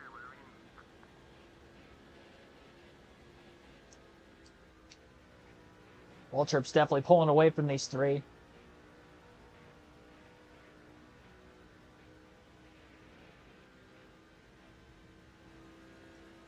Mark Martin going to get by Martin Truex Jr.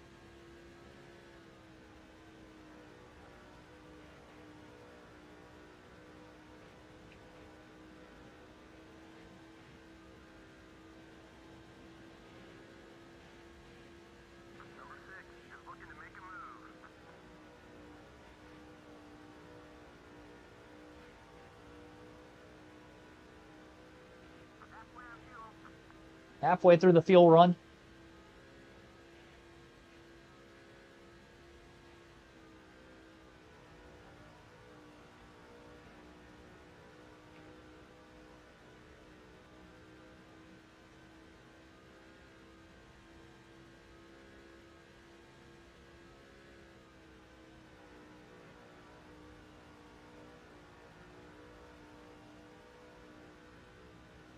The more the 1 and the 6 start to trade positions back and forth.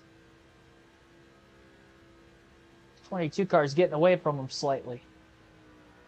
So we lost time to Johnson getting by Yaley. Johnson lost so much time they actually lost the lead to Greg Biffle trying to get by the 18 car when they finally caught him. And the lead's back down to about 19 seconds again.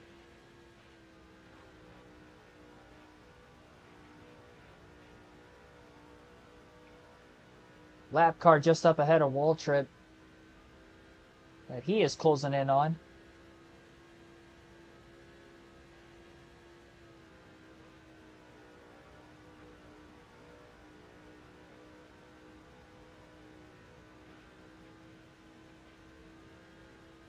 Car definitely rolls the bottom a lot better through the center of the corner.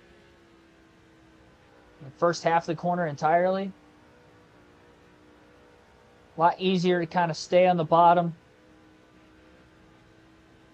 Stay in front of these faster cars that we're starting to get around 4 positions. As our upward trajectory continues through the field.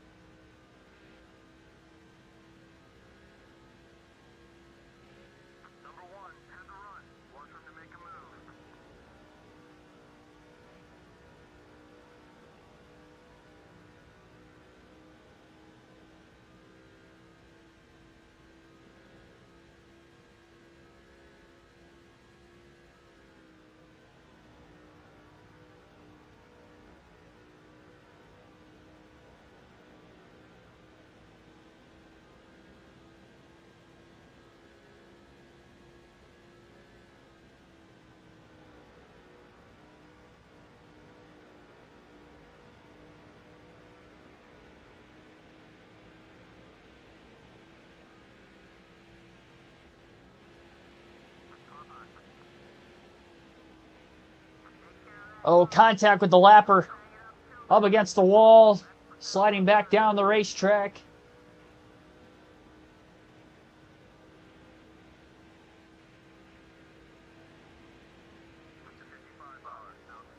Oh, contact with Yaley. Knocked him out of the way, trying to get by Michael Waltrip in the 55 as well. And we actually did get by him. Put a little bit of a gap on the lapper as well. And now up to a race side 12th place position.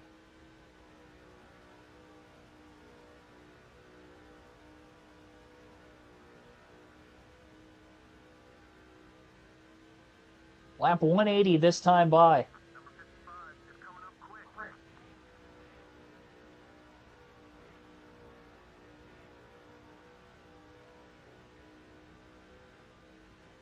Waltrip. Little out of shape off of turn 4, and he's going to lose a spot to his teammate, Martin Truex Jr., former teammate, I should say. Or I should say future teammates, because they weren't at DEI at the same. Well, hang on. Technically, they were. Let me backtrack here. They were teammates briefly in 2005, because Truex did run part-time in 2005, so by technicality, they were former teammates at this time.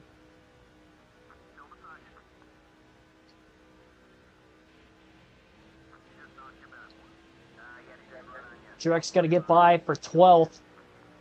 Time being lost in the back half of this run finally again. Pushing just a little too hard with the tires fading away at this point in the run.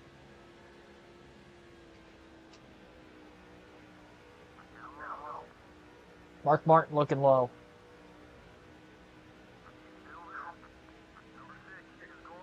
Still on the bottom of the racetrack. Oh, actually had enough of a run off the high side off turn 4. Actually stayed there and then back up the track again through 1 and 2.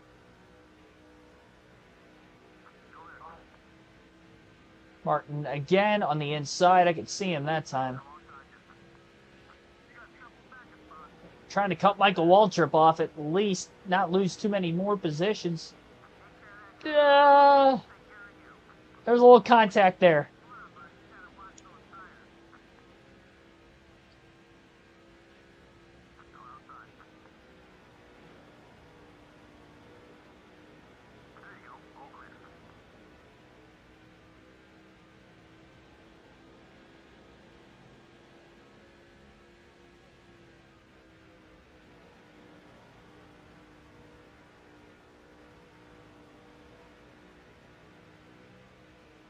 Slappers, I think, got together up off of turn 4 that time.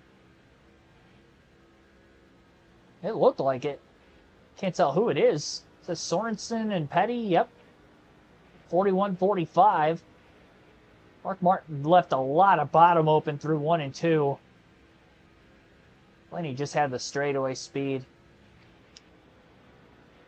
Now he's going to leave the bottom open in 3 and 4.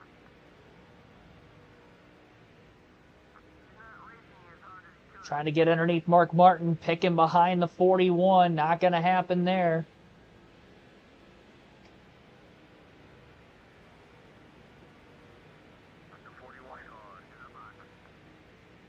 Slight nudge of the apron. Got a little light. Slight bit of looseness. It's the pressure to try to push to catch the 2 cars in front of me at the same time, keep the 55 by. I mean, all 4 of us are so even with one another here. Especially at this point in the run. Half of the run, I'm definitely gaining the most time there. And that's where I'm able to really attack on guys. I get to the back half of the run and it's survival mode. Even though the handling of the car is getting better each adjustment we've made, but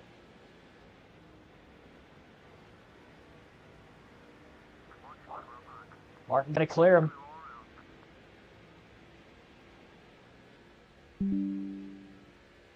And now looking to the inside of Mark Martin into 1 and 2. And back to 12th place again for the 22 car. All right, Blaney, I see you. Here he goes.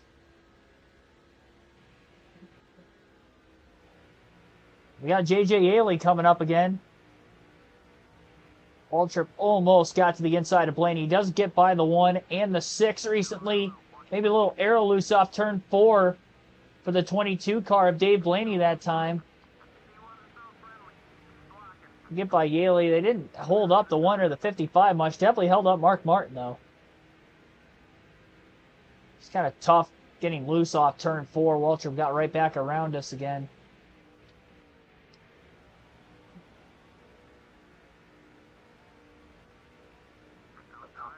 Great battle for 12th going on.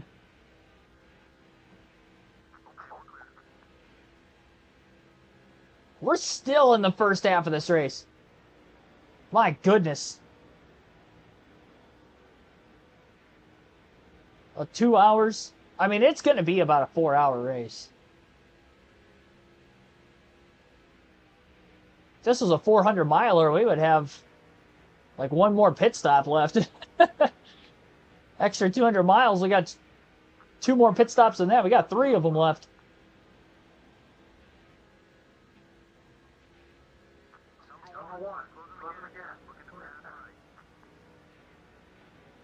try to pit once less than everybody else. I don't think that's going to happen.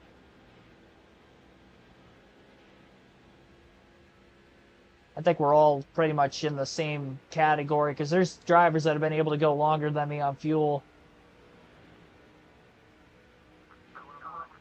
Definitely not the first one to pit road every time. Just got to hope that pit crew doesn't make a mistake like they did last time. We were in 18th, then we fell back to 22nd. We've gotten as high as 12th, and now we're in 13th. At this point in the run, I just don't want to lose any more spots. I have to try to recover. Cave Fiva, thanks for tuning in.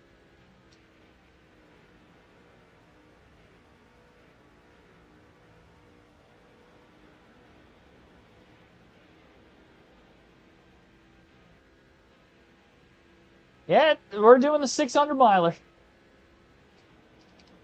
It is a grind, but making the most of it.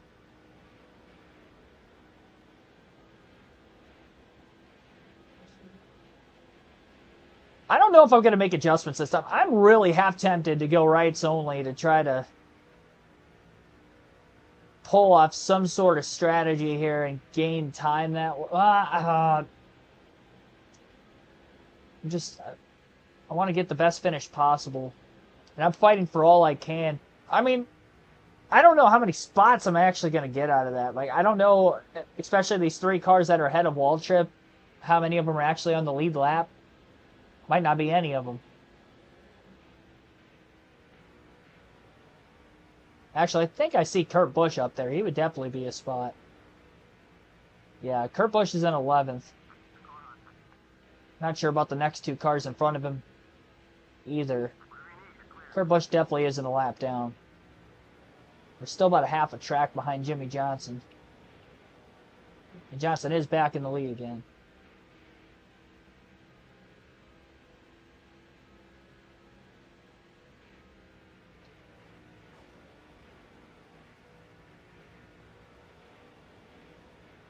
It is a long race. I mean, this is going to be pretty close to a 4-hour stream where we're at right now. About 2 hours in, only halfway there. We've only had 2 cautions, both in the first 20 laps. Right front's starting to go on us again.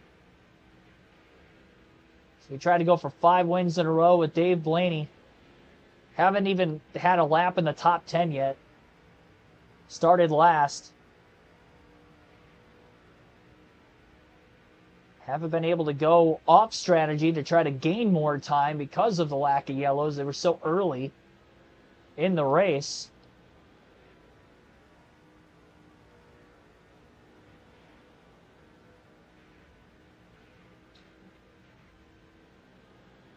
It's 10 times harder for me to make passes in the back half of the run. Problem is, too, is I'm going to have to deal with that late in the race. Like, we're going to have to go almost 3 full fuel runs the rest of the way. You got Kurt Busch pitting early. Bobby Labonte just in front of him. I believe Labonte might be on the lead lap as well. So Busch dove to pit road, and I believe we're all starting to catch J.J. Yaley in the 18 car again. A little bit of a stack up. Down to the bottom of the track here for Blaney. This is going to get tight. Hang on to it. Barely did. There's a little bit of contact with Waltrip. Waltrip going to get right back by the 22. I just did not want to cram it into the back of the 18 car.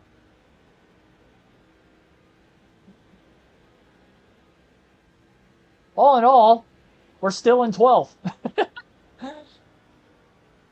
Waltrip was trying to pass me right at the wrong time there. Well, I guess I was trying to pass him on the outside. It was me being the aggressor there. That's for certain.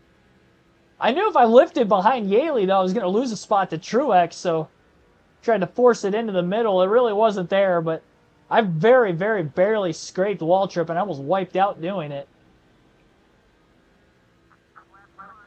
Too tired, not a good... Yeah, I don't think it is either. As much as I would like to try it, the only thing it would do is if we got a quick yellow after green flag stops, I actually gained a couple positions, and then we just hit pit road again anyway, but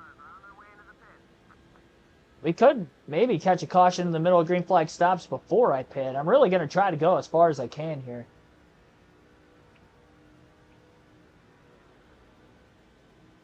Waltrip and Kane both pitting. That gets us to 10th.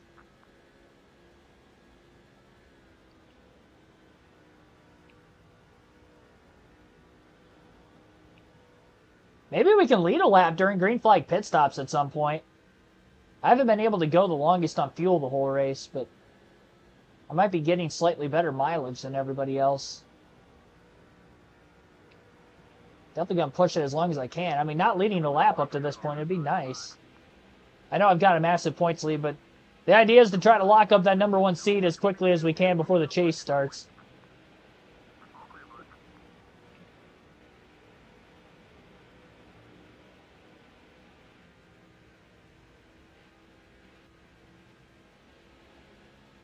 Waltrip and Blaney both got by the lapper.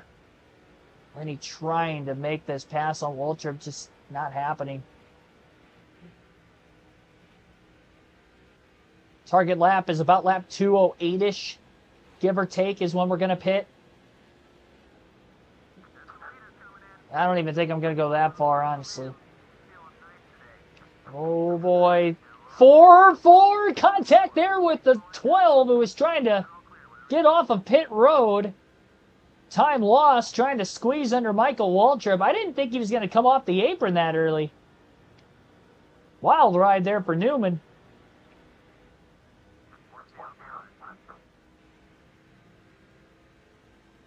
Four wide at Charlotte. I was hoping he was going to hold it down in the apron a little longer than he did. It was like right off the exit of turn 2. He got to the bottom of the track. That closed so quickly. Waltrip was side by side that 122 car, and I thought that was my opportunity to try to make the pass on him. Oh, there he goes. Now he's going to pit early.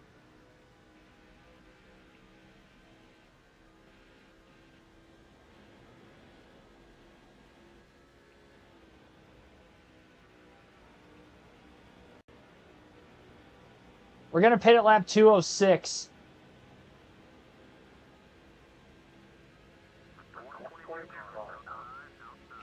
'22 is holding us up quite a bit. Oh, wow, I slid up. Aggressive pass made. 119 on fresher tires right around us. It's going to be tough passing him. I'd like to take it longer to lead a lap because we're up to 4th, but I don't want to run out of gas. So we'll be pitting this time.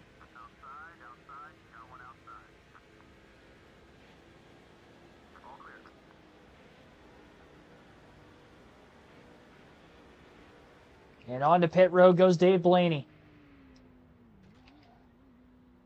I'm getting even better at those pit stop entries, honestly. We're going to add a pound of air pressure. It's a slight adjustment. They're getting just slighter and slighter. Just kind of chipping away at it now. We made the major adjustment the first time. And now on pit stop number 3, making a... just the air pressure. Didn't mess the wedge at all there. I mean, this has been a good race. We've had some wild moments. A lot of trial and tribulation. Clean stop that time by the 22 crew. Get Blaney back out on the track. Gonna lose some time just by staying out a lot longer than a lot of these other drivers around us. Hopefully try to stay in front of Mark Martin in the 6th car here. I don't think I'm going to be able to. We got another car coming. He's probably going to get around me too as Blaney gets the speed on the back straightaway as Jamie McMurray in the 26. I drove it in really hard trying to stay in front of him. All right, we did. 19. Still got cars that have to pit yet. 18th, Kyle Petty just pit. Another car cycling out up here. Greg Biffle's just pitting finally. Over 200 laps in here at the Lowe's Motor Speedway, Charlotte/Concord, North Carolina.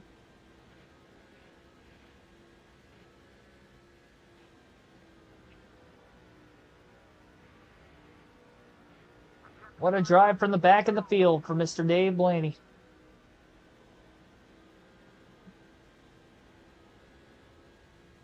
Said that car behind me just pit. Jamie McMurray.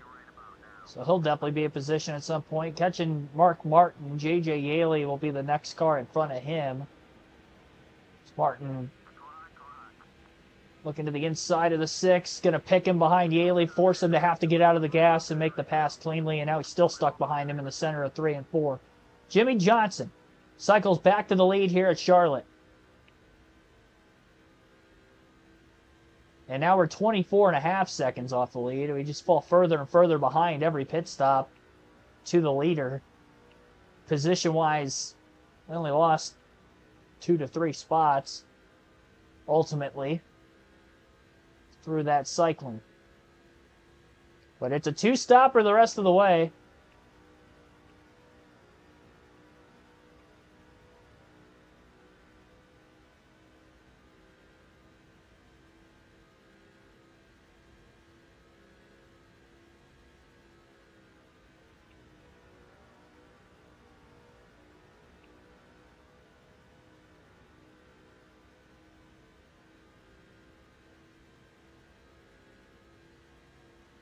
A little past the halfway mark. Biff not leading, nope. Yeah, it was mainly during green flag pit stops. I think Johnson's definitely led the most laps in this.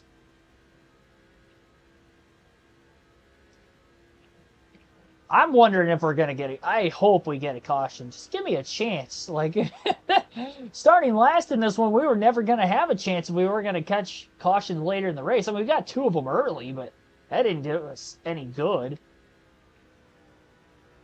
And like now that we've gained spots and we're running just outside the top 10, like bunch the field back up, we'll be within a few seconds of the lead. And then I could really be a good under green. I mean, I'm just kind of forced. My hands are forced to try to take 4 tires and just keep riding it out.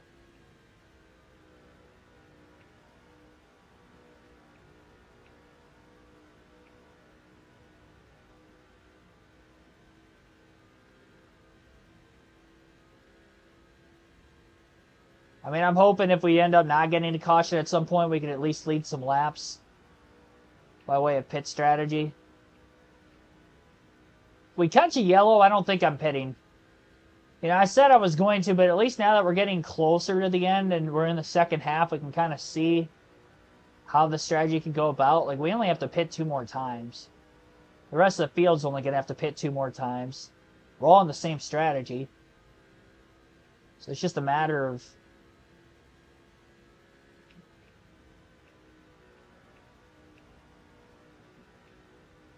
playing this out here the best we can.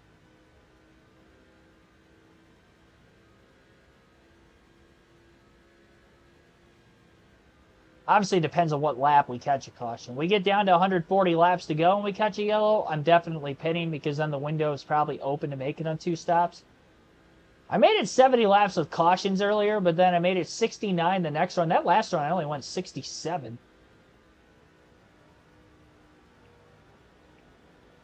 It does seem like I'm burning more fuel, obviously, with a quicker car than what I was earlier in the race.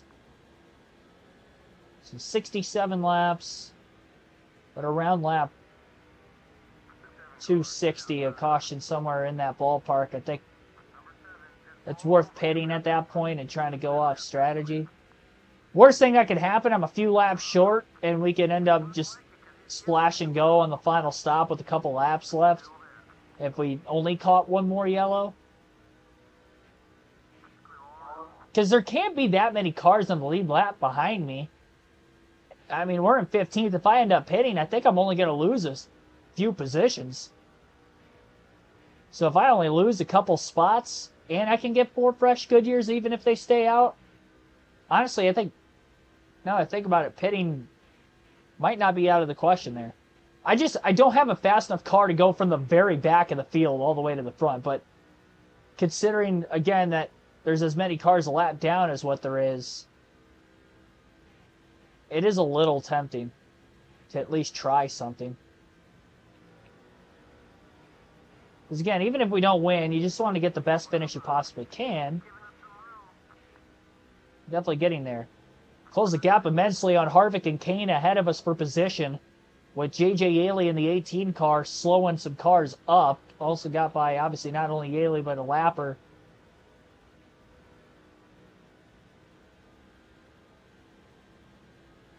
So Harvick, Kane, 13th, 14th on the grid. Casey Kane getting really tight through 1 and 2.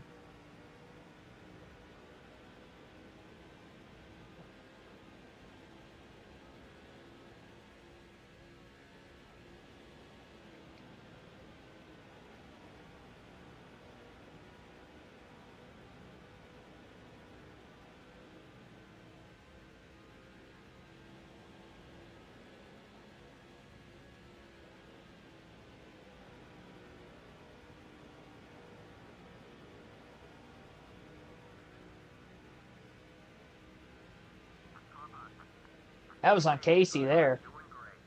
Even with the contact, I ran my fastest lap. I wonder how much quicker it would have been without the contact.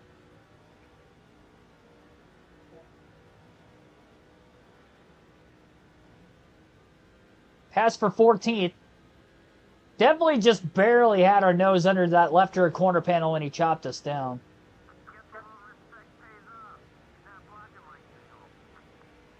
Win streak is definitely in jeopardy tonight as we try to go for 5 wins in a row.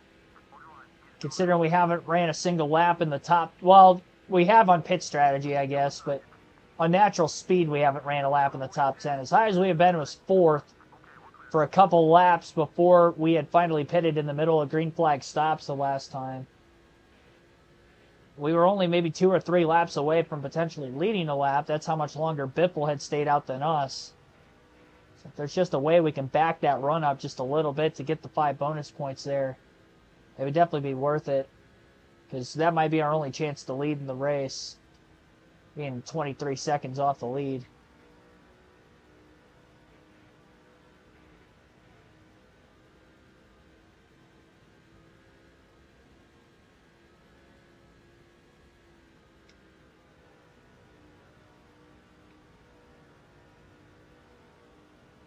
There's so many intermediate tracks that we haven't gone to yet this season that we're going to in the summer months of the schedule too.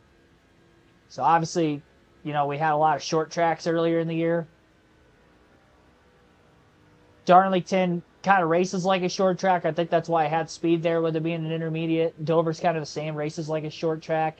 So I think we'll be okay at Dover in the next race. But after that, I mean, we got Pocono twice still coming up before the chase. Michigan twice. And there it is, trouble, car upside down off turn 4 on the wall. Our 3rd yellow of the day, and over 200 laps of green flag racing is over now, and it was Michael Waltrip who took the gnarly ride. Well, now the decision to pit or not to pit, I think we have to pit here. I think we pit, we take 4 fresh tires, and we try to attack with it what we will. We're only going to lose several positions. We'll see if the rest of the field pits out. Ooh, split strategy. Had a couple cars staying out there, but not everybody. This is going to be interesting. No adjustments this time. It's hard to tell what the long run was going to do with the changes from before because we only went about 15-20 laps after the green flag stopped. This is going to be it. We have 3 cars that stayed out. At least, yeah, 3 cars stayed out. 4. There's 1 more at the tail end of the field. The 4th car might have been a lapper, though, but yeah, this is going to be interesting. We might actually gain spots out of this. Clean stop by the 22 boys again, it looks like. 4th stop of the day. We went in 14th. We'll see where we come out. There were a few cars that stayed out, so if we lose a couple positions... it's not all because of the pit stops themselves. So 3 cars on the lead lap stayed out. 1 lapper. Green flag is back in the air. But we didn't gain or lose positions. 14th. I'm glad we pitted because we probably would have given up too much time with our speed and the track position. Greg Biffle was one of the cars that stayed out as the green flag is in the air in the 600. Lap 229 following our 3rd caution of the race.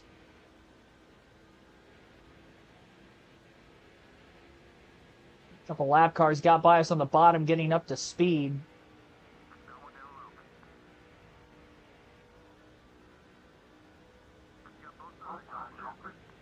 Big run off turn 4 for the 22.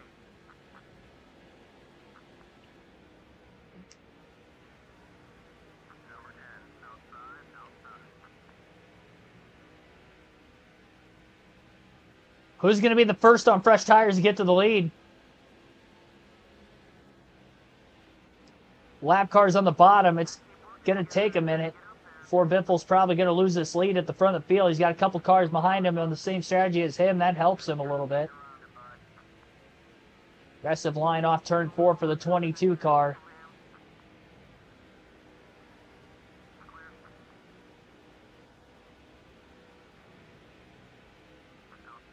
And this field is just wadded up on the split strategies.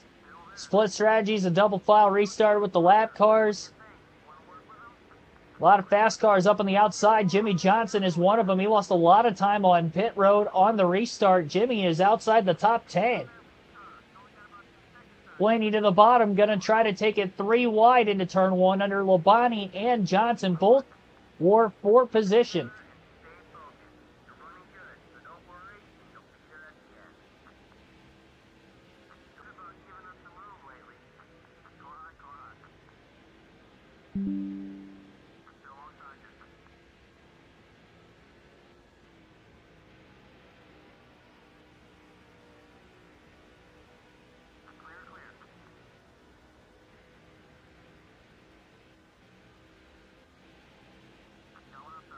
Blaney blocking for what he can on Nemechek and Harvick down the back straightaway.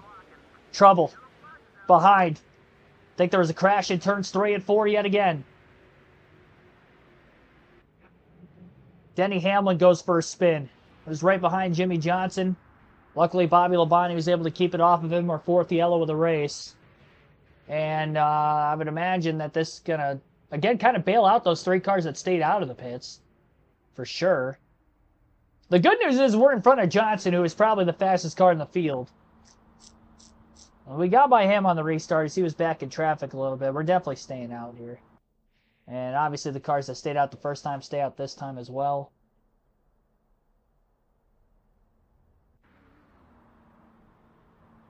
And we're a little bit closer to the front of the field, 11th. We were 14th on the last restart. Green flag back in the air.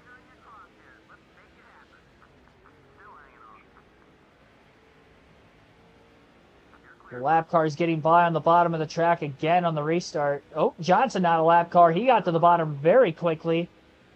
It's going to be tough for Blaney to try to stay in front of him as they race down for turn 3. Just enough of a pull on the high side. Gets to the bottom lane. Just in time. Contact. Just in front of us. Stacking up some cars. 3 wide for a little bit. 3 wide just in front.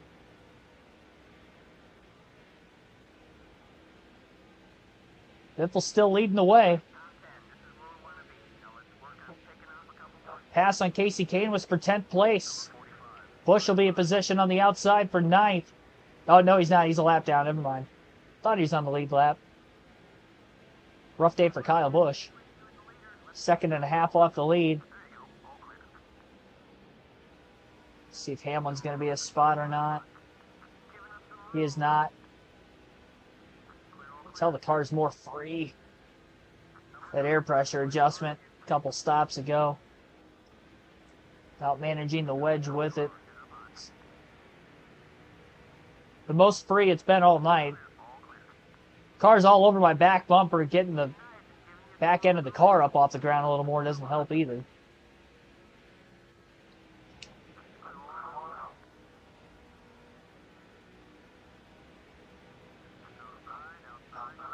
The only car we passed for position was Casey Kane in the restart. All the rest have been lappers. We know Waltrip crashed earlier. He was on the lead lap. He's still in the race after flipping and still in the top 10.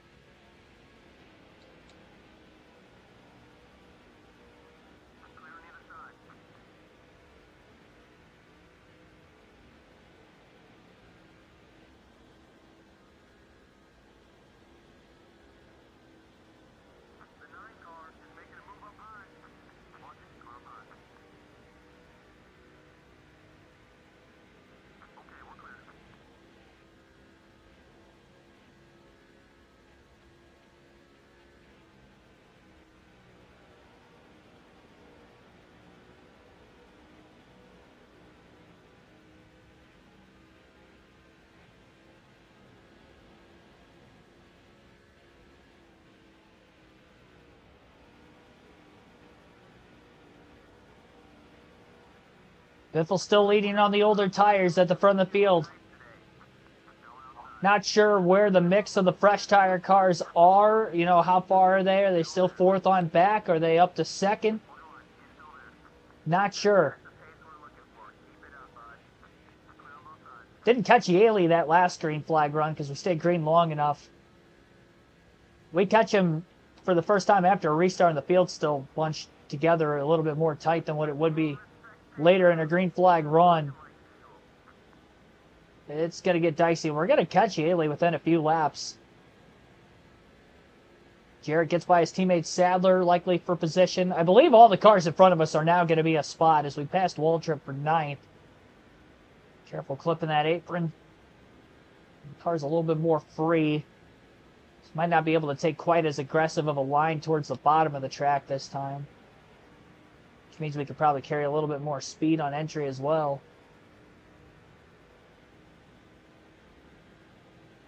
We're going to get to Yaley either on the back straightaway or the front stretch next lap. You can see him faintly up there. Side by side for second. That's where it's really going to get jammed when we get the side by side action behind him. As we enter turns 3 and 4. I don't know where to go. Oh, man. Door to door. Cars are checking up on the front stretch. Let's follow the inside. Wow, Biffle lost the lead because of that. Stewart's out in front now.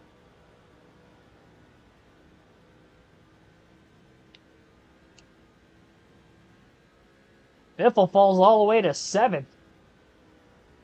Stewart might be on the fresher tires, too. And I think this might be his first lead of the race. And don't look now. Dave Blaney's up to a race high 6th place position. Well, okay, race high is technically 4th, but 6th on proper strategy. Not in the midst of green flag stops like when we got up to 4th for a lap or two.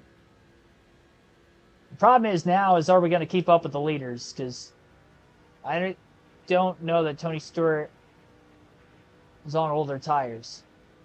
He's not pulling away from anyone, though. Keeping it close. When in doubt, pick the bottom, because Yaley's probably going to stay on the top and out of the way more than likely.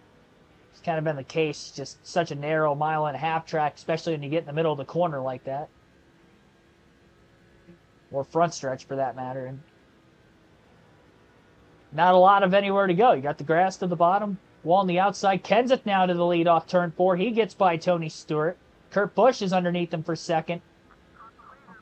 Really get the side-by-side up here. Blaney might be able to finally reel him in a bit.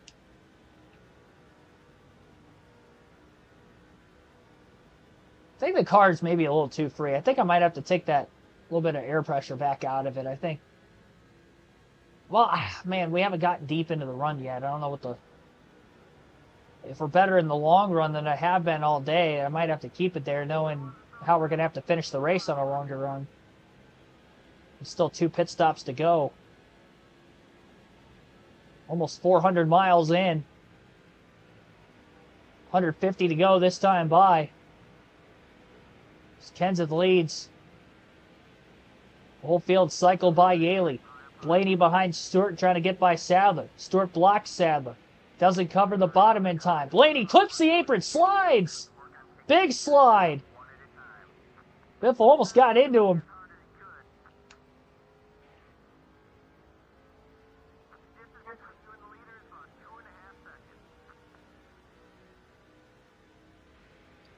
What a tough break. Kurt Busch to the lead now as well at the front of the field. Only fell to 7th. The only spot we lost was to Biffle, but a lot of time lost after that slide. Clipped the apron in 3 and 4. Yeah, I can't believe I'm saying this, but I think I'm going to have to drop the air pressure. I think we found as good as a car as we're going to get, and that was prior to the last change we made. I think the car's just a little too free. Well, we didn't wreck. That's good. It just sucks losing all that time. We worked so hard to get as high as we were.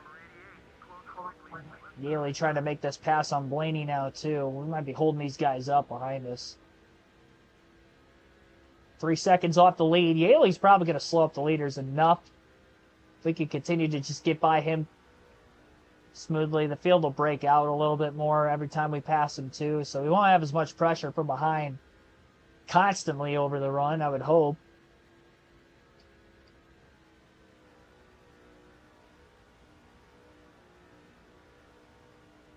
Probably going to catch Yaley about every 8 to 10 laps. It's like 4 to 5 minutes of real time. He's that off the pace. I don't even know that that would technically be minimum speed. And nowadays NASCAR, especially the DVP clock, you're getting lapped every 8 to 10 laps at a mile and a half. Even some of those non-charter teams like the 66 sometimes is like really slow, but not that slow. I think at Bristol, when he got lapped like 10 or 12 times over 500 laps, most of that race was green. This guy's going to get lapped that many times in like 100, 150 laps here on a bigger track.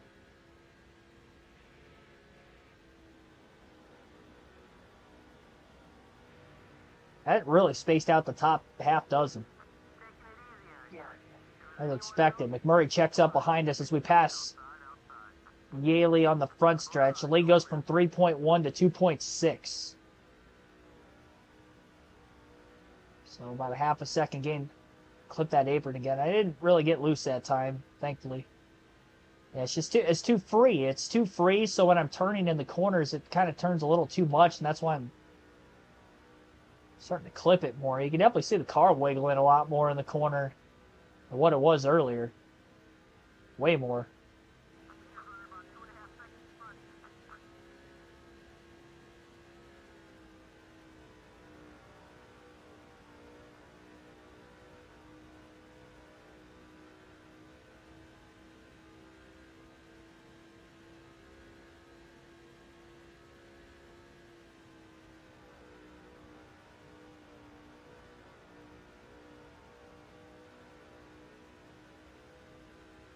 Kurt's really settled in once he got to the lead, though. Stewart took it away from Biffle, and Biffle got held up by Yaley the first time we caught him after the green flag, or caution flag, excuse me. And then, you know, Stewart cycled to the lead. Kenseth passed Stewart outright, then Busch passed Kenseth outright. It makes me wonder that maybe Stewart wasn't on the freshest tires. It might have been one of those few cars that stayed out. Or ultimately just doesn't have the speed the 2 and the 17 have. Crazy thing with Kurt Busch, we were racing around him when we had that 200 plus lap green flag run. Like, he was within a few positions ahead of us.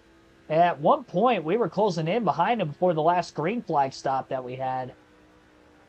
So it is kind of amazing to me that he's actually leading, really setting the tone of this thing right now.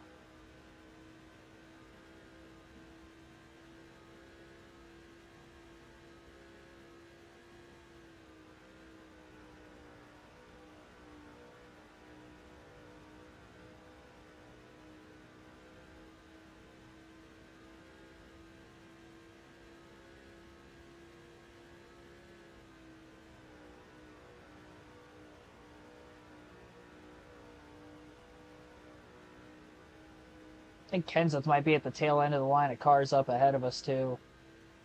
I feel like I'm actually kind of closing in on him, at least. So that does tell me that maybe he's on old tires. I think Stuart Kenseth stayed out with Biffle. Biffle, we know for a fact, stayed out because he was the leader a couple restarts ago. And even he's been passed behind us.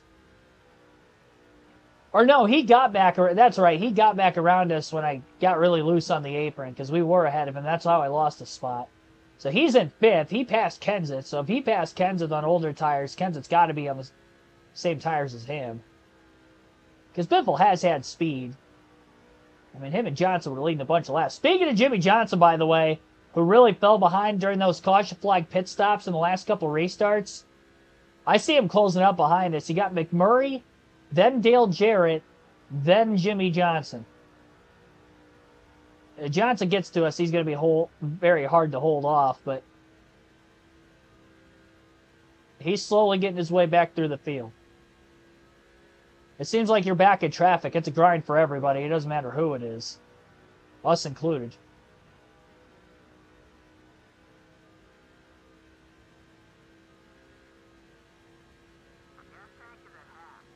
Halfway through the fuel run. We know those cars, obviously, that stayed out probably going to pit 15 to 20 laps before everyone else. But they're still in the window to make it on 2 more stops. That's why we saw cars stay out, because it didn't change anything. We don't see split strategy much in these games, though. But we did there. And here's Kenseth. This will be for 6th. We're catching Yaley as well. Kurt Busch dealing with him right now, in fact. At the very front of the field. He got by him. Now second on back is dealing with him in the middle of 3 and 4. Race by. Biffle gets held up a bit off turn 4. Got stuck behind him quite a bit there. Down into the grass. Trying to get by Kenseth.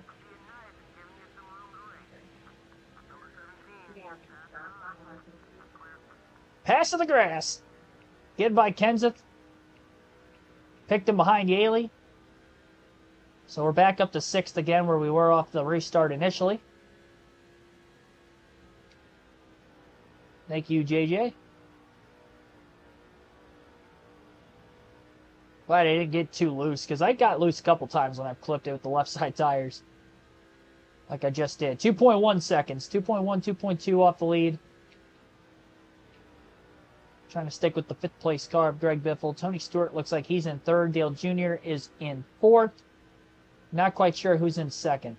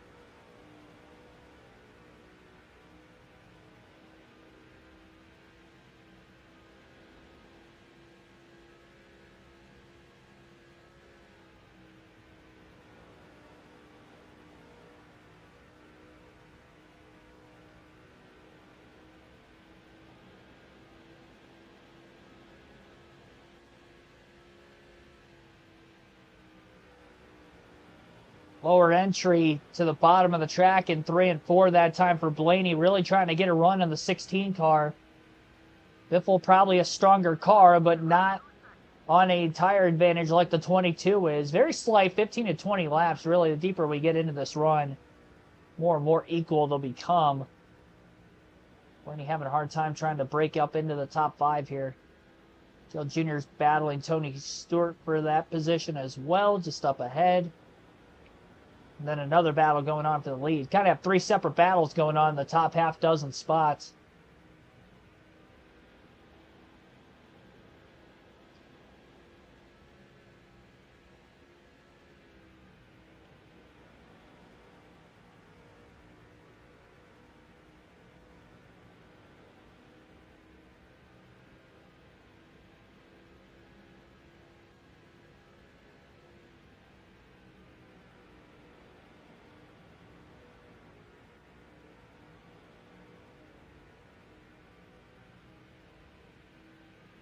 Looking low, just can't quite get there again.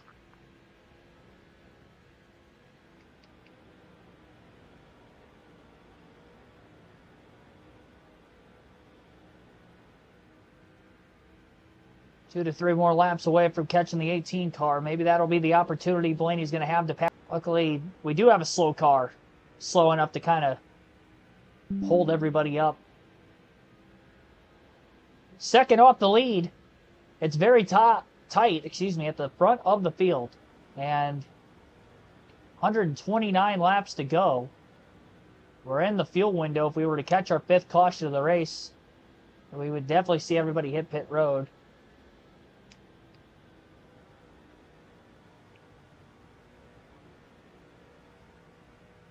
It's Elliott Sadler who's in 2nd. I was wondering who that was for the longest time. He restarted right in front of us, too. He did a great job getting through traffic. Was in 10th. And we'll be catching Yaley. Probably end of the back straightaway, turns 3 and 4. Kurt Busch obviously as the leader will catch him first.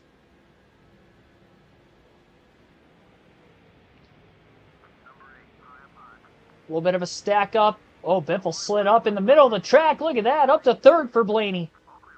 Gets by Kurt Busch, Greg Biffle, and Dale Jr. And Elliott Sadler got by Kurt Busch for the lead. Busch falls to 4th in 1 lap. And Blaney right behind Stewart for P2.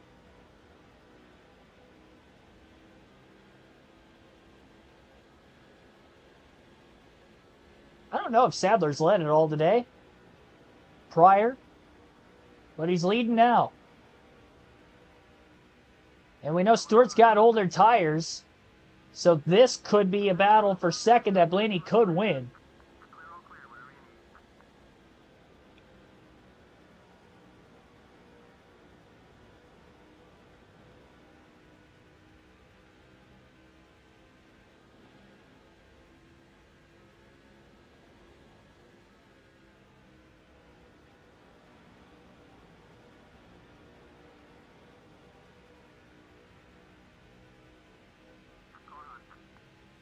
Blaney low on the front stretch. She's trying to get underneath Stewart. Can't do it there.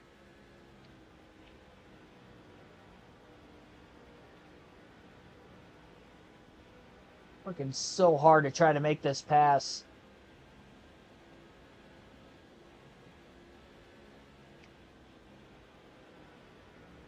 Trying a wide entry into 3 and 4. Cuts down to the bottom of the track. Gonna get underneath them. Clip the apron. Got a little loose.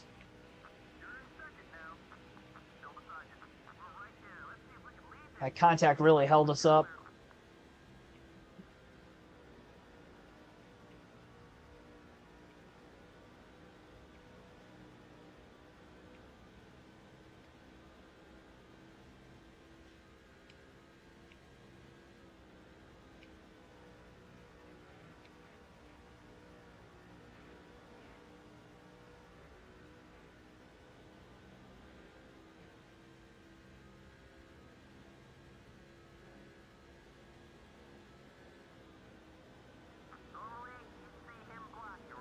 I would imagine we're going to see the cars that stayed out of the pits pitting any time real soon, really.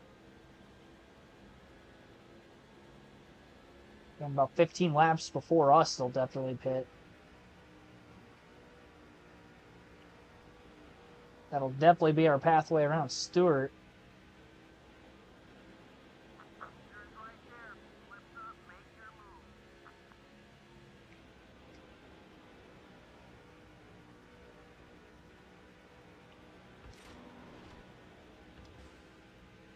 Trying to intimidate Tony Stewart. I'm doing everything I can to get around this guy. Low entry into 3. Really low. Still just nothing there. Trying to side draft that left rear corner panel, but couldn't just quite get there to it.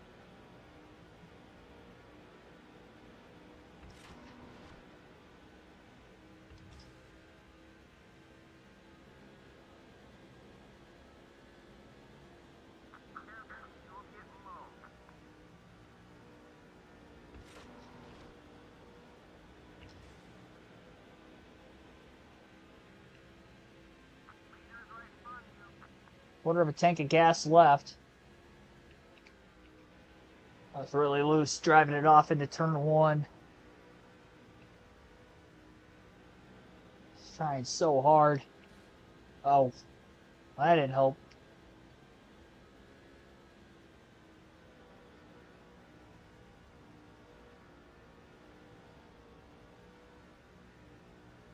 Stewart's kind of creeping in there on Elliott Sadler slowly. Maybe trying to get in position for when the leaders catch J.J. Yaley again.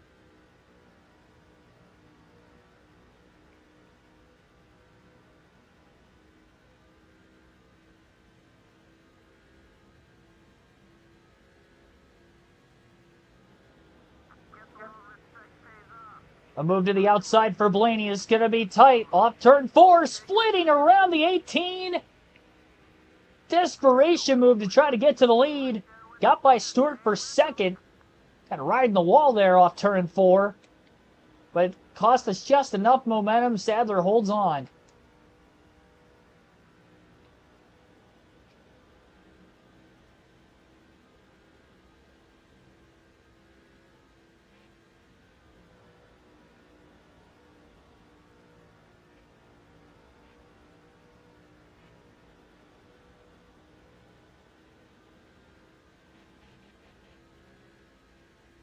First time Dave Blaney's been up to second. Only career Busch Series win came right here at Charlotte. How good of a finish can he get in the Coke 600? It's actually the fall race that he had gotten that win in that Charlotte race. Around this time period of NASCAR as well. It would take place during the 2006 season for this one. Within a few tenths of a second of the lead. Got side by side with Sadler. That wall scrape off turn 4, trying to get by Yaley on the high side. Cost him just enough momentum.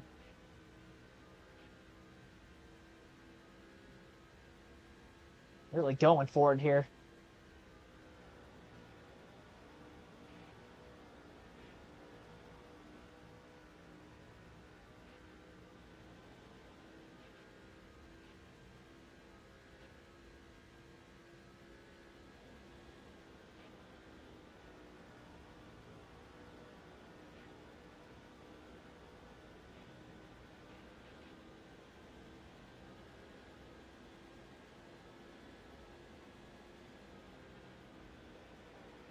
Blaney finally creeping in on the 38 car just a bit. Off turn 4, looking to the bottom. Sadler with a block.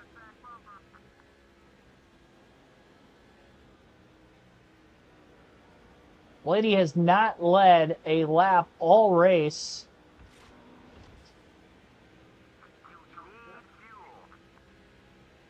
Running out of time to make the pass before we get to pit stops. Widens the entry off into 3 and 4. Gets to the bottom of the track. What a run off turn 4 there by the 38. I clipped the apron and I got a little loose. Should have had to lift to keep from wrecking. Overdrove it right in the center of 1 and 2 that very next corner. Got to get back in rhythm again. And now looking to block Stewart and hold on for second place. Arrow loose, driving it off into turn 3 isn't going to help. Stewart all over that back bumper, and Stewart's going to pit, as of course he was one of the cars that stayed out. And we've actually got a mix of the cars that stayed out and cars that pitted on pit road currently. And maybe Blaney could lead a lap by just staying out a little bit longer than Elliott Sadler.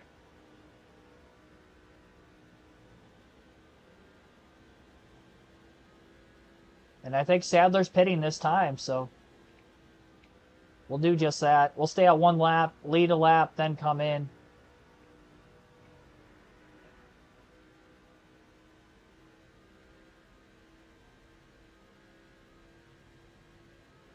Five bonus points, first lap led of the day for Dave Blaney.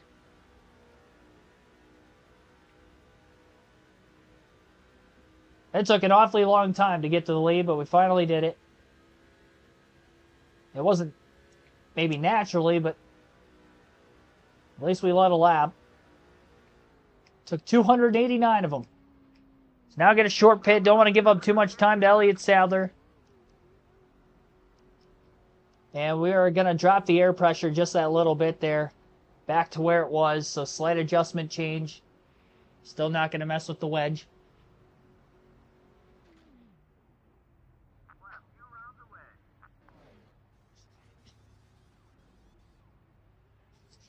Second to last pit stop of the race. Boy, oh boy, oh boy.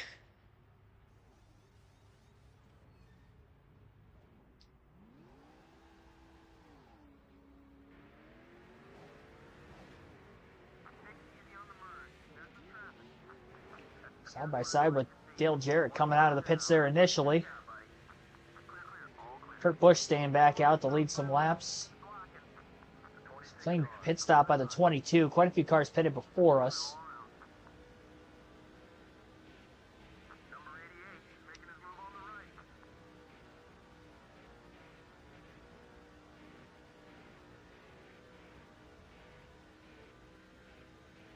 "109 laps left at the line. We're in 10th, but there are still cars that have to pit. And we are scored a lap down because of that. Ken's at the leads.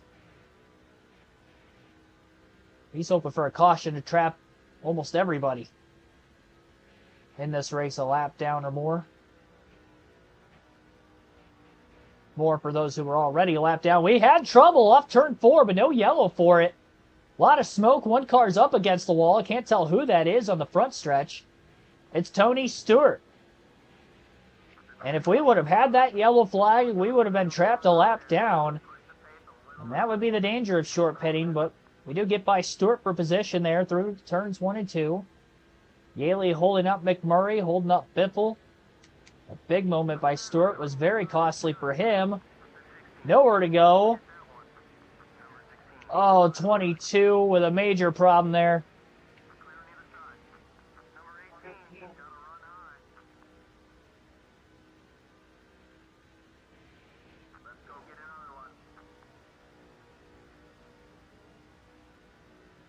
Can we get by Kenseth, who's trying to get up to speed?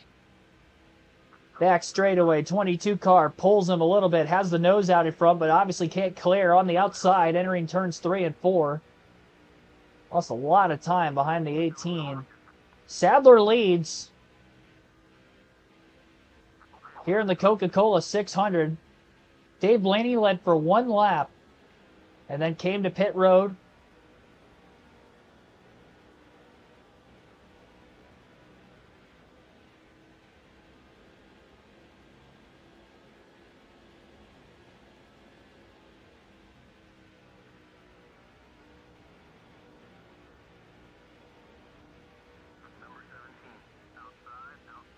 Blaney looking for 5th on Matt Kenseth.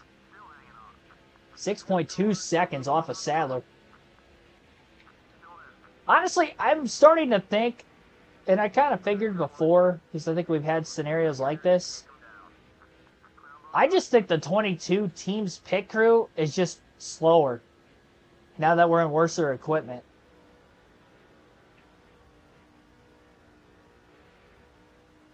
And I feel like that's why I lose time on pit road, because that last stop was clean. And you can't tell me we lost 6 seconds on pit road Elliott Sadler. Or during green flag pit stops on Elliott Sadler without just a slow pit crew, because we didn't make any mistakes on the stop. And it was a pretty solid pit road entry as I've had all night. Really getting a lot coming into the pits. 1 lap might have made a second or 2 of a difference, but that would have been at the very most. Got held up behind Yaley, which probably cost us a little bit of time after leaving pit road, but yeah, we definitely lost way more than normal.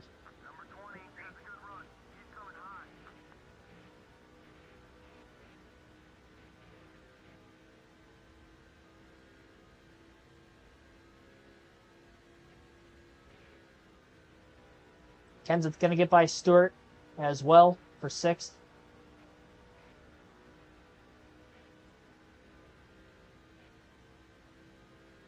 Not sure exactly how many cars are in the lead lap. I think about half the field. We went over 200 laps caution-free at one point in this race. 4 cautions total, and that long green flag run was between cautions 2 and 3. And of the 4 yellows, we had 2 in the first 20. We had 2 in about a 15 to 20 lap stretch after lap 200, around lap 250-ish, and finish out that last run. Pitted. We're 1 pit stop away from the finish. And we're 100 laps to go in the race this time by 3/4 of the way home in the Coke 600, 3+ hours in, and it is getting close to the end here.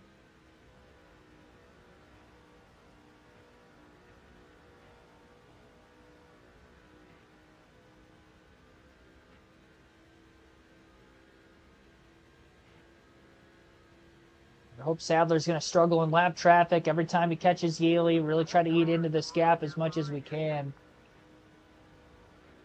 I mean, we're going to have to go about 65 laps on both runs with short pitting that first time. So strategy-wise, I'm pretty much kind of forced to having to take 4 tires both times. We have to go quite a ways into the run.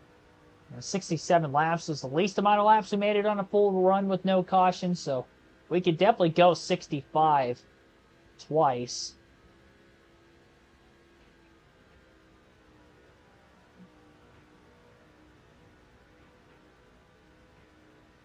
Personally, I don't think I'm going to pit any earlier than that.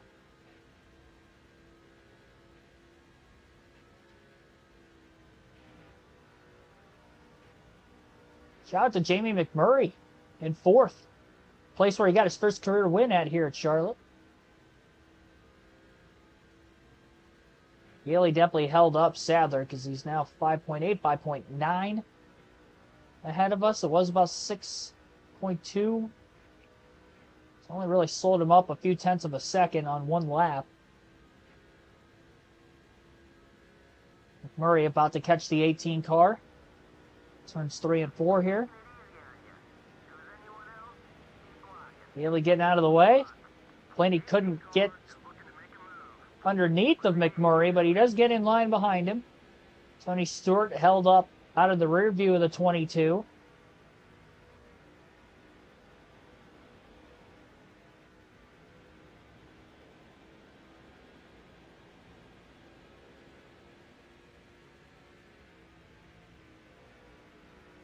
Blaney's going to try to put a battle up for this 4th spot.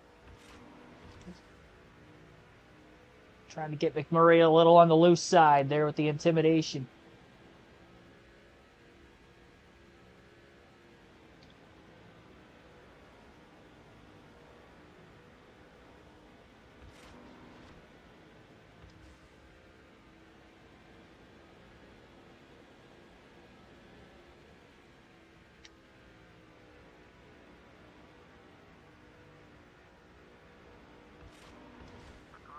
There we go.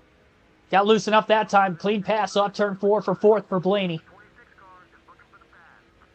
Oh, wow. Almost made contact there. Tight squeeze. Great job by the 26 not making contact with the wall and bouncing off of it into us, too. We didn't give him a lot of room there on the front stretch. Aggressive move, but it worked. And it was clean at that. 5.5 seconds off the race lead. Maybe some of the lap cars holding up a 38, and he'll get held up more behind Yaley if he's in deeper traffic too at that point in time.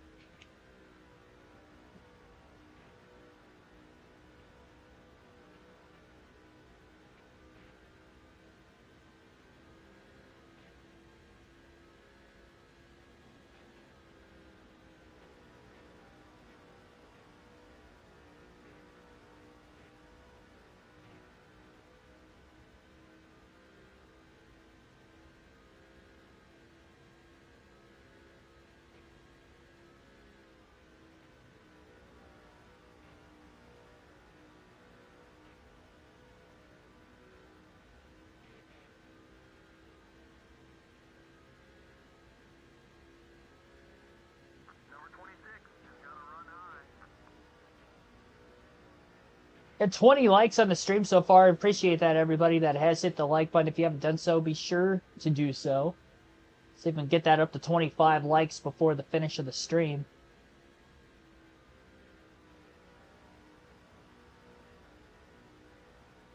Appreciate everybody that's been here since the very start of this one, too, because it's been a long one. And we still got over a full fuel run left yet.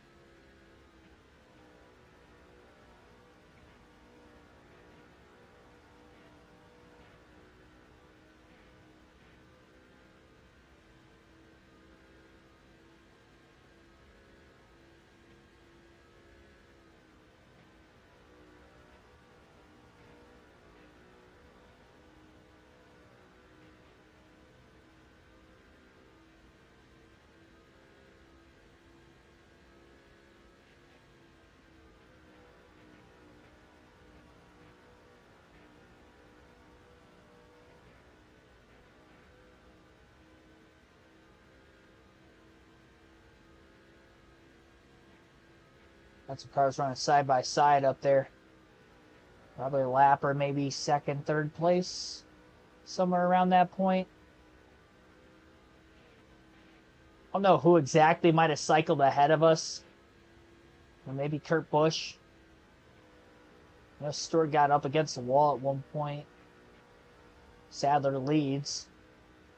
I wonder where Jimmy Johnson cycled in all that. Did he pit like before everybody else cycle ahead? I mean, we haven't seen Johnson in the lead since that third caution. Like 70, 80, 90 laps ago.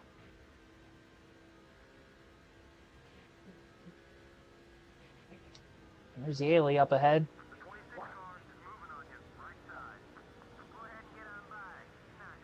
By Yaley off turn 4. McMurray checks up off turn 4.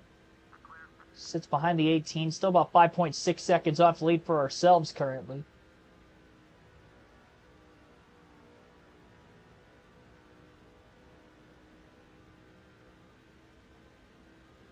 Yeah, probably still going to need another caution to get back into this again. And honestly, with the time we lose on pit road, I just don't see how we can actually get up there.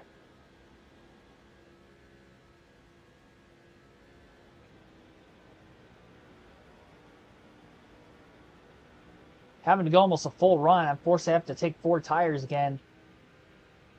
The next stop.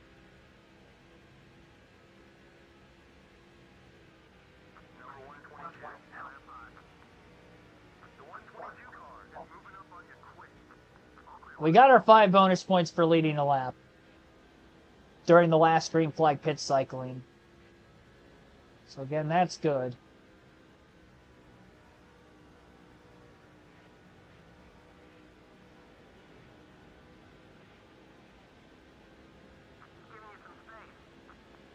I guess 55 and 55 we can go, not 65 and 65. I was doing my math wrong earlier. That would have been if we pitted 10 laps earlier than we did.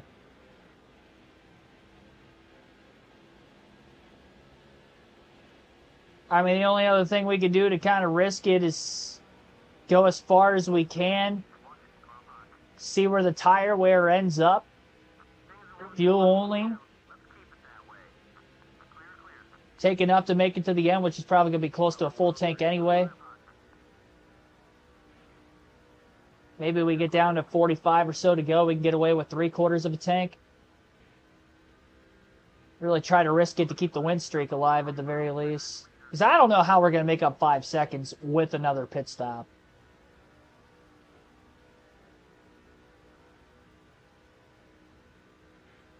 And just kind of hope that J.J. Yaley slows them up enough every time we catch them. We're going to be asking 110 laps out of these tires. But, you know, making the setup change I did during that last stop, I'd imagine, is going to save the tires a little bit more. We got a car up against the wall. Kyle Petty in the 45. Could get another caution before the finish, too. And also, I mean, we almost had a caution for Tony Stewart sliding up off of turn 4 in the middle of the last set of green flag stops. So, I mean, maybe that happens again, and I stay out as long as I can, and that happens, warranting a caution.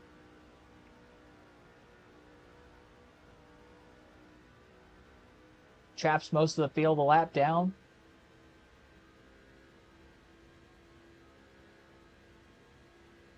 I think if we pit under caution, it's going to be our best chance to probably win this race. Because we showed on that restart we were able to drive up to second. It took almost the whole run, but we went from about 11th to second.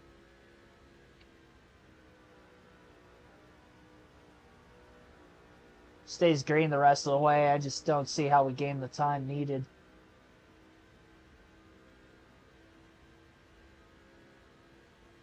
And every time Sadler catches Yaley, he's only really losing 2 to 3/10 of a second on that one lap to us. And then kind of the course of the run, the rest of the way after that, he gets most of it back by the time he catches the 18 car again.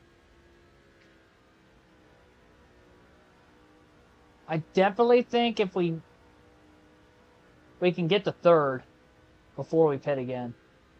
But again, I was in second, and we cycled back to fifth anyway, so I don't even know that I would still be in the top three when we cycle off of the pits.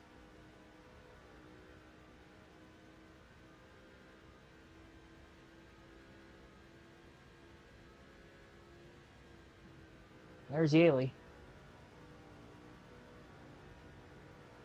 Harvick, couple lap cars.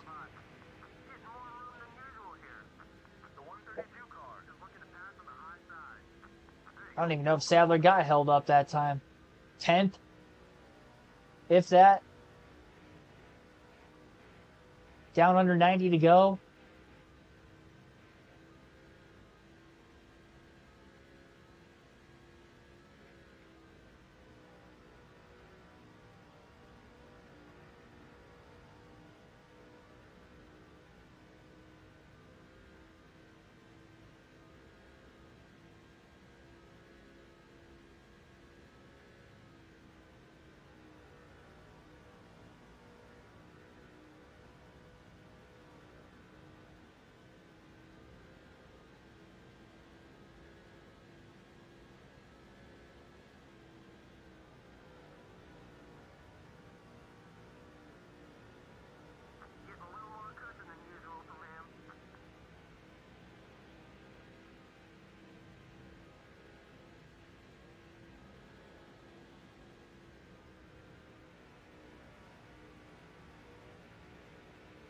Next in this 10 car of Scott Riggs. I would imagine we should be able to clear him off turn 4. Got underneath him through 1 and 2. Stayed underneath into 3, clearing the center of that corner. I don't know if Harvick's on the lead lap or not. Like, Harvick might be the third place car, and then Kurt Busch right in front of him is in second, or Harvick's a lap down. I definitely know Kurt's on the lead lap. Halfway through the run. 75 to go at the line.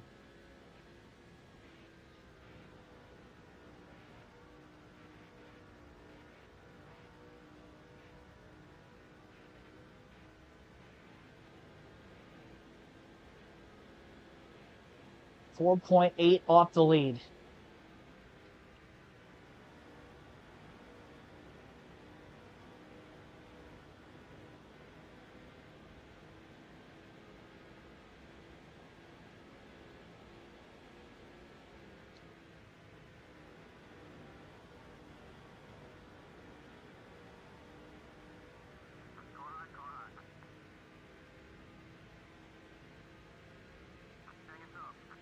Four and a half seconds off the lead as Blaney drives underneath the 163 car. Passes him into turn 1. Probably the smoothest I've honestly gotten by lap cars at all in the race, kind of during this stint.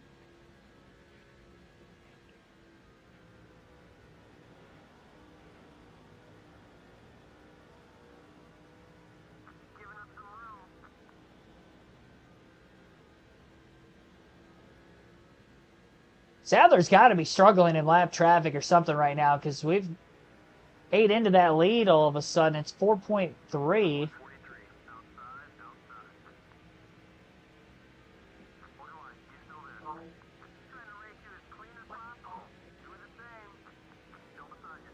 There was about 5 seconds. 5.1 when we passed Yaley that last time. Lap car in the 119. Got really loose off turn 4. I was going to go to the outside and couldn't get around him there. I lost a little time on the front stretch. That was a bad time for him to get out of shape. Felt like he was guarding the whole track when he was fishtailing.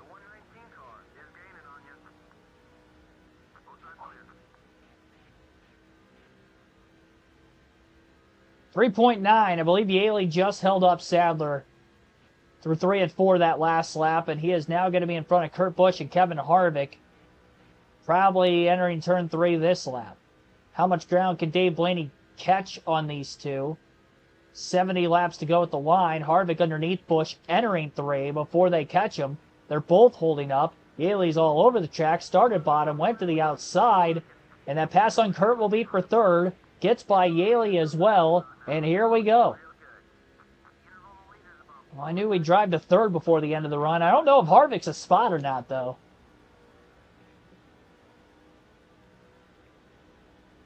Hopefully we have the speed to stay in front of the 2 before we catch that 18 car again.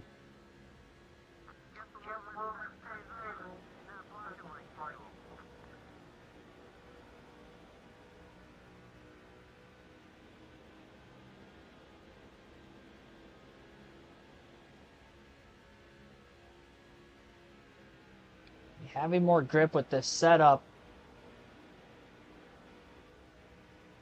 The window's open to make it on fuel from here, but I'm undecided on what I want to do for strategy.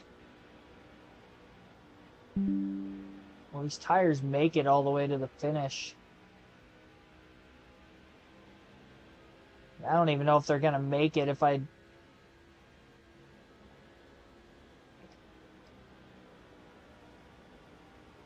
try to really push it here.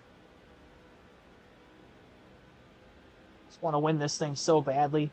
You run a race this long and you're, you know, close. You're in 3rd. You don't have the car, but you can still kind of taste victory because it's right there in front of you. That's the position we're in right now. 3.3 seconds off the lead. Really struggling to get a run to try to get by Harvick here.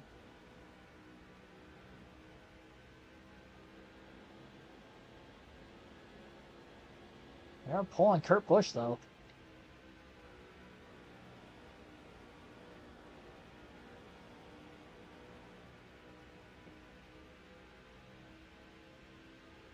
Harvick with a block at the start-finish line.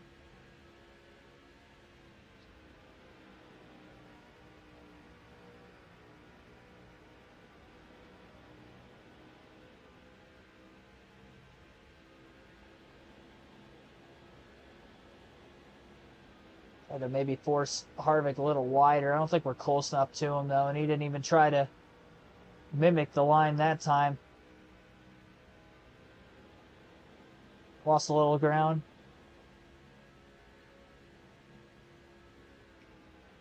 Catching 2 more lap cars. It's like Robbie Gordon, somebody who's in front of him.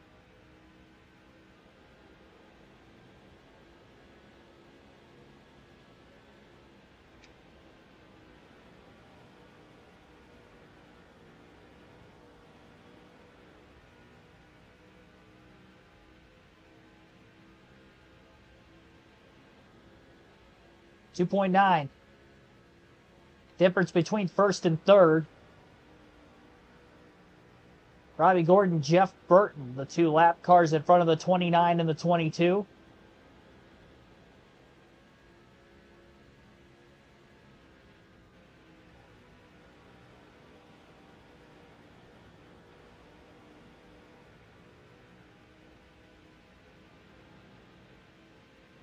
Maybe try to pick Harvick behind one of these 2 and try to get by Robbie Gordon first. And there's too big of a gap. I mean, entering the corner was like a 3-car length advantage there for the 29 car.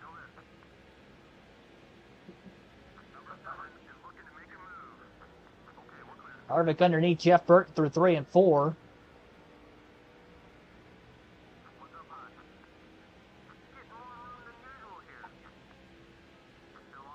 Yaley got, yeah, he's holding up Sadler. Now the lead's down to 2 seconds. See if Blaney can get by Harvick on the back straightaway, entering turn 3 here. Harvick checking up behind Yaley, a move to the inside, and that is a pass for position.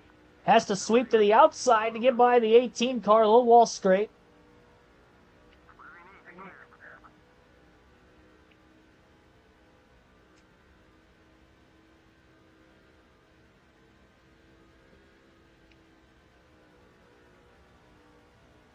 But second place,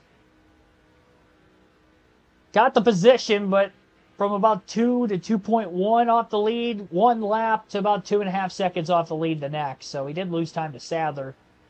Maybe didn't get through the 18 car as quick as him, but quicker than Harvick, who was for position after all. I kind of figured when it was as hard to pass him as it was. 2.3 to 2.4 is the gap between first and second. Sadler's really taking control of this race here in the final 100 laps.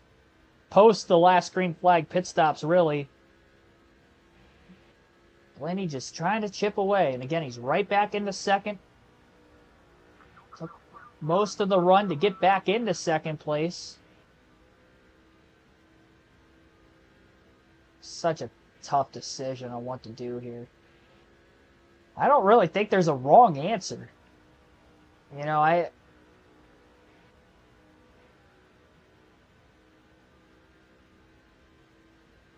we've already led our lone lap. I mean, the only other thing I can think of is maybe we short pit and just hope it stays green.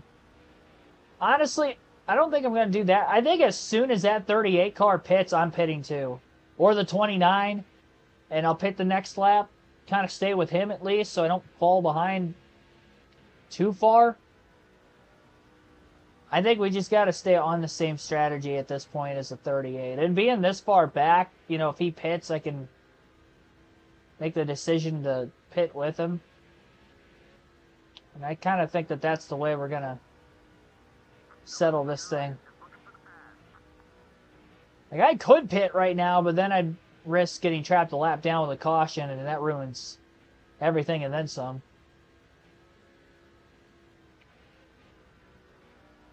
3.5 hours. And we're down to just over 55 laps to go.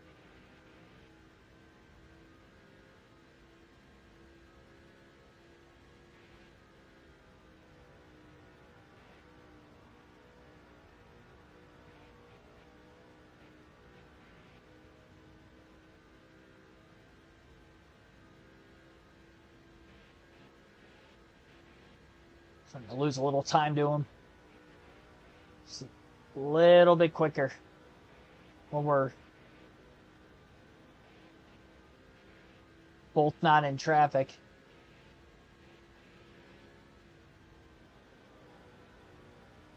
Quick enough and smooth enough to keep the 29 behind us. Sadler pit. And a late decision to pit here by the 22 car, who is also on pit road. All right. No adjustments here.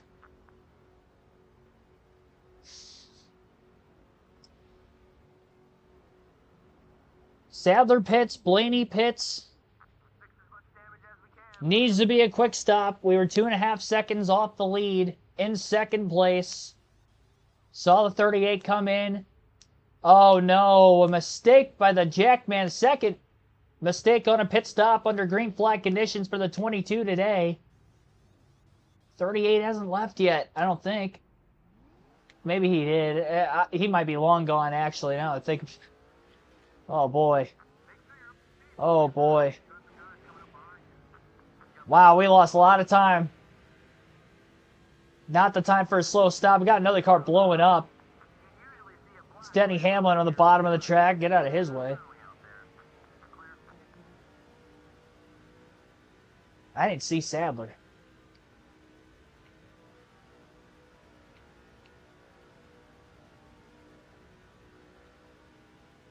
That tells me he's way out ahead of us.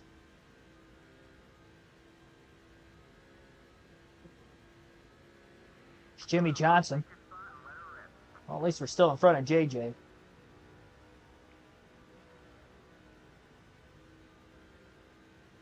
I'm not even going to count. Oh, no. Caution is out. The dangers of short pitting got Dave Blaney here. Yellow flag is out. Hamlin gets ran into.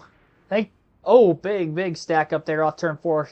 Few cars involved. Kurt Busch, Jeff Burton, Robbie Gordon, Sterling Marlin, obviously Denny Hamlin. Marlin started it.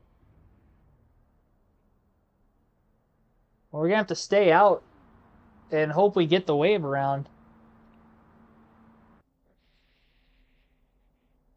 But if not, yeah, we're going to be a lap down. Even if we are getting the wave around, we're going to be right in front of the lead lap cars. Nope, first car lap down. Here we go. 15th, Johnson a lap down too. His day gets worse. Green flag back in the air. Sadler obviously going to get trapped a lap down. So many cars that were in the right position. Not anymore.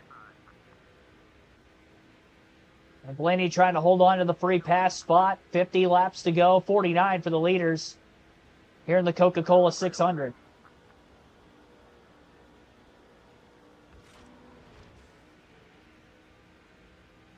Harvick holds on to the lead. He's going to do his best to try to keep us a lap down. Hopefully we get another caution. Another roughly 100 lap green flag run between cautions 4 and 5.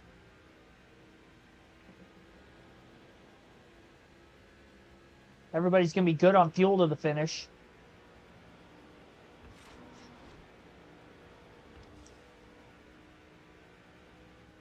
Blaney is close to Harvick, just can't make the move there.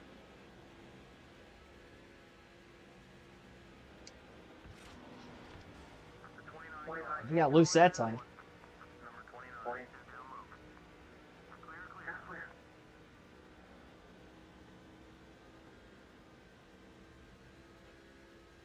A lot of time lost on him. I'd like to think I can unlap myself when we catch J.J. Yaley at the very least. No matter what happens here, we got to stay at least in the free pass position. Caution, there it is. Oh my god, thank goodness. I'm so glad we got a yellow there. Caution flag is out.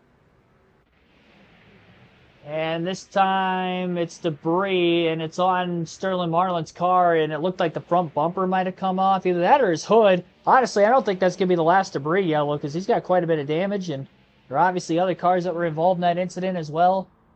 So we did get the free pass. We can pit now. I have a couple lap pressure tires.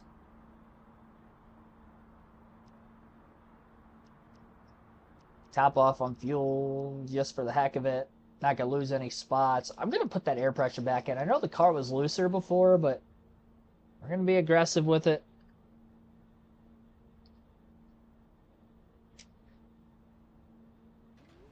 I mean, we got a chance again.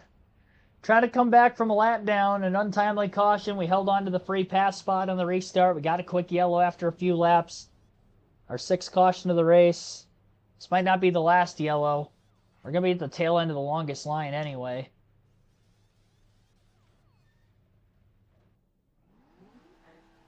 But at least we're back on the lead lap. Man, if I could have just gotten by Harvick on that restart. I'm going to be right behind J.J. Yaley.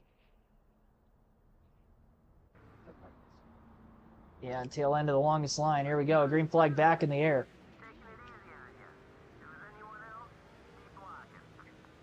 Caution immediately again. Debris, I saw it that time. Dodged to the bottom. Well, that'll line us up behind the lead lap cars then. Get us in front of a few of these lappers. Now it was Jeff Burton that caused the debris caution. Still might not be the last one.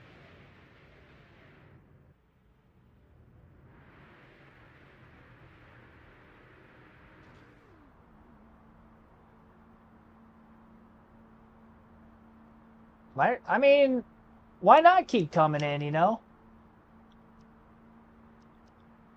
Last car in the lead lap anyway.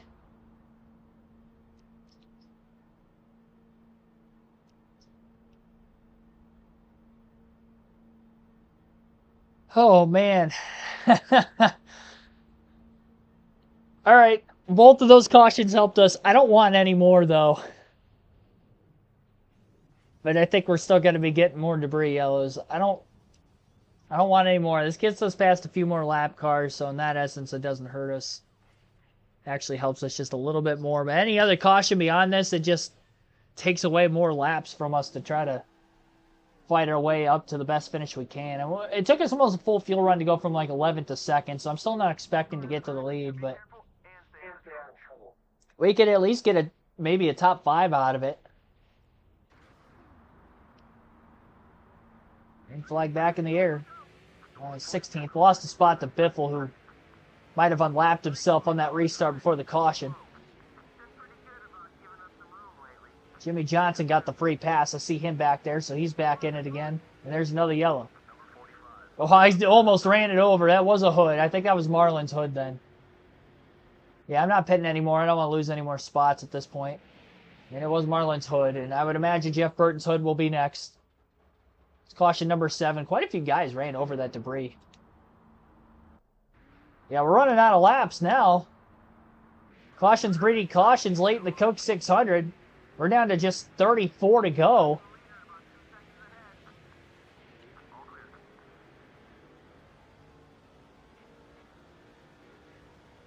Trying to stay in front of Jimmy.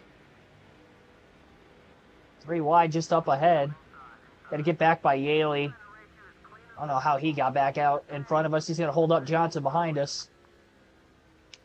All right. 34 laps. Harvick leads. Coca-Cola 600. 7 cautions. Kyle Petty just popped the wall before entering turn 1. I think he might have gotten hit from behind by that 103 car as well. A lot of lap cars obviously in front of us. I don't know where Jeff Burton's probably ahead of us on the track too. I want to get by him. Because I do think he's going to cause another debris yellow. We do have slightly fresher tires. Not by many laps under green flag conditions. We just ran our fastest lap of the race, 30.097.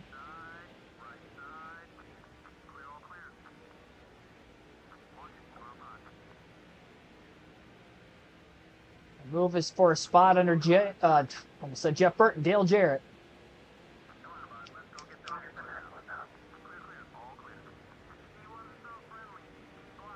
Murray was a spot 13th.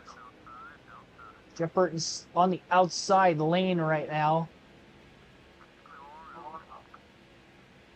Blocked by that 187. He didn't want to get stuck on the outside either.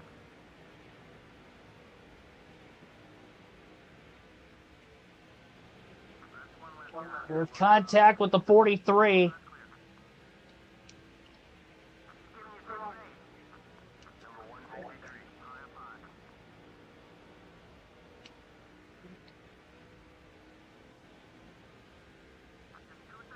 $30 to go. Up to 12th.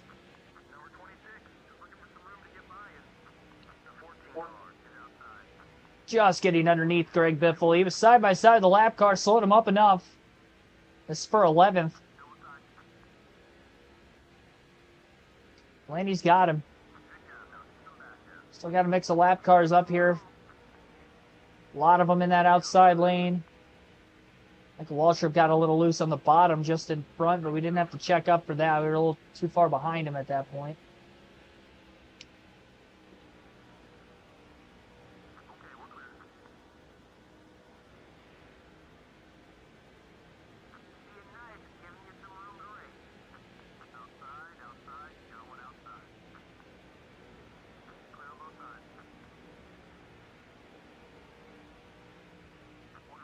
Aggressive move down to the bottom of the track here by Blaney. Going for 10th underneath the 187 car. What a run by that fantasy driver to be in the top 10 that late in the race. Blaney on the outside of Michael Waltrip for 9th. I doubt he's going to be able to complete this pass. If he does, that just does go to show what the fresher tires would be doing for this 22. A little contact.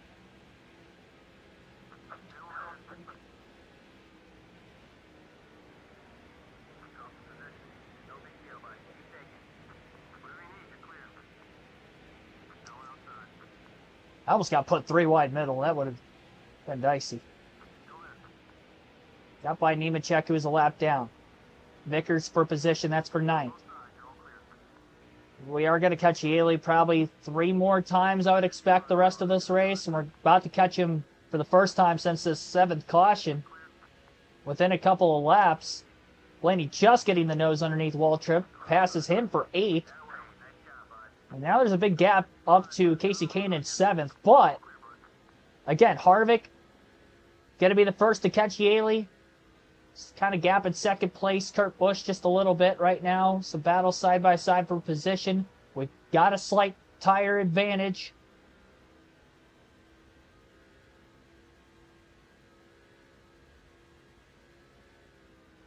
Got through most of the field there. And off turn 2, Yaley holding up quite a few cars. Blaney going for it. Bottom of the racetrack, 3 wide. Oh, he got a bunch of spots there, up to 4th. With 24 to go at the line this time. Still 3 wide, off turn 4. They got to be careful.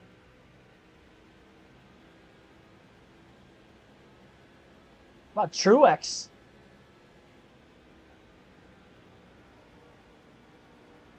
First full-time season. And the rookie's in 3rd. In the 600. Stewart's back into 2nd. Harvick leads. Kurt Busch fell from 2nd to 5th. Ryan Blaney. Dave Blaney has led 1 lap in this race, and it was in the middle of green flag stops at lap 289. Stayed out long enough to lead 1 lap, then came in. It's the only lap led. We have not actually passed for the lead all day, outside of, obviously, at the time when Sadler pitted 1 lap before us. Oh, and we just blew it. I mean, you've got to be kidding me. Dang it. Caution yet again.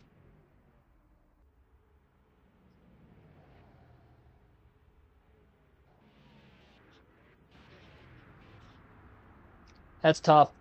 8th caution of the day. That's tough. Just over 20 to go. Can't take fuel or tires here. I'm going to put Blaney back in traffic. Yeah, that was probably the nail in the final coffin. Ah, oh, what a shame. I don't fire off well on the restarts either. Now we got all those cars to pass again. I don't know how much I burnt the tires off there. I would imagine whatever tire advantage we did have might be gone. They're going to catch Yaley 1 more time, maybe 2. I'm hoping 2. That's just going to better our chances, I think, of passing cars a little bit more. 19th here, green flag back in the air. And we have 19 laps to go in the Coca-Cola 600. 1 car a lap on average. Oh, gosh. And fire off. That banged us so badly. That was the 2nd time I did that in the race, too. Whoa! Yaley.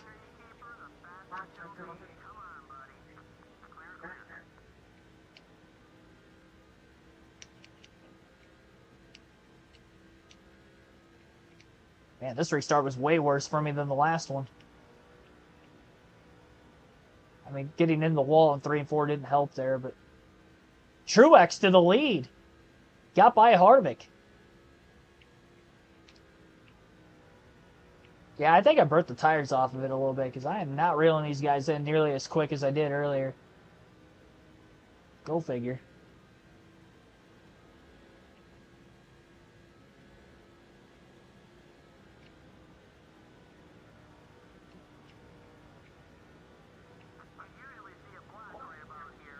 Try to get back into the top 10. We only have 16 laps to go in the Coke 600 this time by. Can Martin Truex Jr. hold on to pull off the upset, get his first career win, and the season's probably 2nd most prestigious race, only behind the Daytona 500. Of course, Charlotte, the home headquarters for a lot of these teams. Up the middle here for Blaney, 3 wide.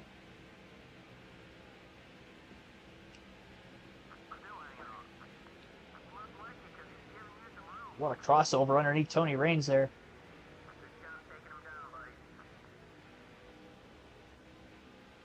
Got one spot for position somewhere in there. I don't know who it was. I know Casey Kane's going to be a spot.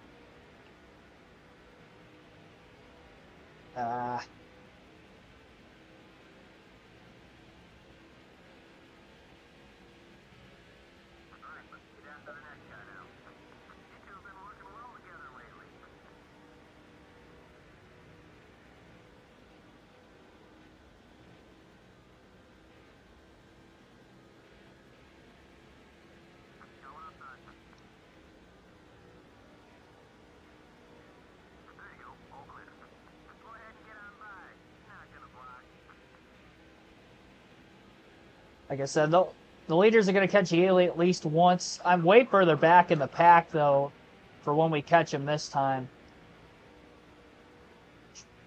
Maybe a little harder and less spaced out to try to make the moves necessary to get up there. Locke and Vickers trying to hold on for 16th on the front stretch. Not being able to build up enough momentum off turn 4 to try to make a run at Dale Jr. for 15th place. Martin Truex Jr. I'm afraid he's going to lose the lead when they catch Yaley, to be completely honest. We've seen that from Harvick lost the lead, the restart. Well, I guess he held on to the lead in front of Yaley. Kurt Busch in second fell from like second to fifth. Somebody up in the top couple is going to lose a bunch of spots because I feel like that's just happened almost every time we've caught him after a restart today. Like I said, I'm hoping we catch him twice because that much more. I mean, I could wreck trying to get around him. At this point, though, I would only lose a couple more spots unless I DNF from the wreck. Slow down there in the middle of the corner, back of Dale Jarrett.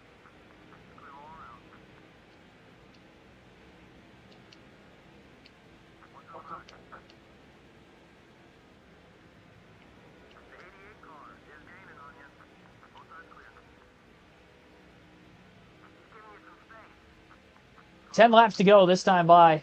Considering we restarted with 19 to go, we are definitely going to catch Yaley one more time after this.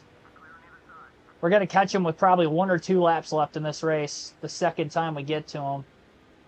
So we've caught him every 8 to 10 laps. In 14th currently.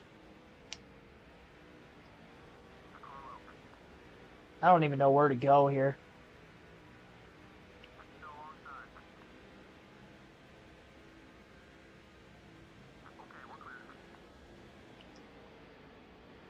Oh, man, I didn't like catching him in the middle of the corner. This is not going to work. I was so slow down in the apron. Go to the grass. Up to 7th. I'll take it. Back in the top 10.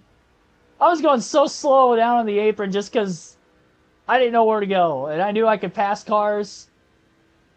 I was committed to them just slowing down as much as they did, and they did. All right, 8 to go this time by. We're going to catch Yaley one more time. I'm digging, man. I'm digging. It's still slightly fresher tires. I may have burned them up. At least I'm in clean air now. Almost said 108. 1.8 seconds off the lead. And Truex did hold on to the lead the first time to Yaley. He's going to have to do it again with a couple laps to go. Aggressively to the white line there for Dave Blaney. He's still pushing.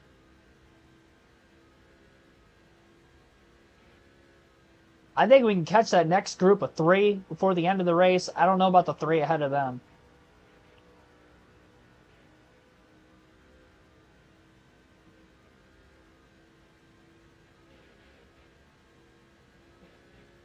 It's not going to work. Proceeds to work. Yeah, I've probably doubted myself so many times in this race. I mean, we were a lap down with 49 laps to go on that. However many restarts ago it was, we got the free pass. We've got fresh tires. We're attacking. And then we blew it. We got up to 4th with, 24 to go when I spun? Back to 19th. Back to 7th on the restart. We gained a 10th over about 3 laps. So, sure, we're quicker than the leader, but not by a lot. And they're battling for position, and I'm not, so that could be some of it. I'm definitely quicker than the 1 car. The 1 car is not the quickest of those at the front of the field right now. Oh, man, I clipped that apron getting into the corner. I'm so aggressive on that white line. 5 laps to go. This time by, I think Kurt Busch just hit the wall off turn 4. May have stacked him and Martin up a little bit more on the front stretch again.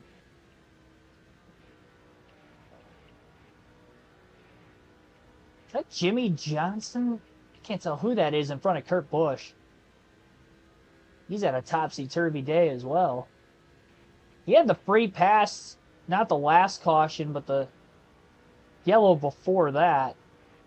Would have been the 7th. We've had 8 of them so far today. 4 laps to go. Jeff Green doing a great job holding on with Dave Blaney. You got a couple of upset guys here in the top 10 of the Coke 600. Not to mention, again, Truex for DEI leading, trying to get his first career win. I thought we were going to catch Haley another time. It's going to be a lot closer to what I thought. Because where he is at, we're coming up on 3 to go. I said initially it's going to be the last lap or 2. I mean, it might be on the final lap now. I don't... Man, this is gonna get dicey up there.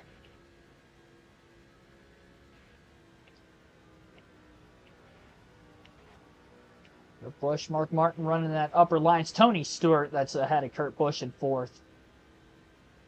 So Stewart's the 4th place car. Kurt was looking to the inside all the way down the back straightaway. Kurt and Martin go back to the outside again. 2 to go at the line. We're not catching Yaley this lap, that's for sure. 1.3 off the lead. Man, if Yaley just trashed the leaders. Final lap. There's no cautions on the white flag lap in this game.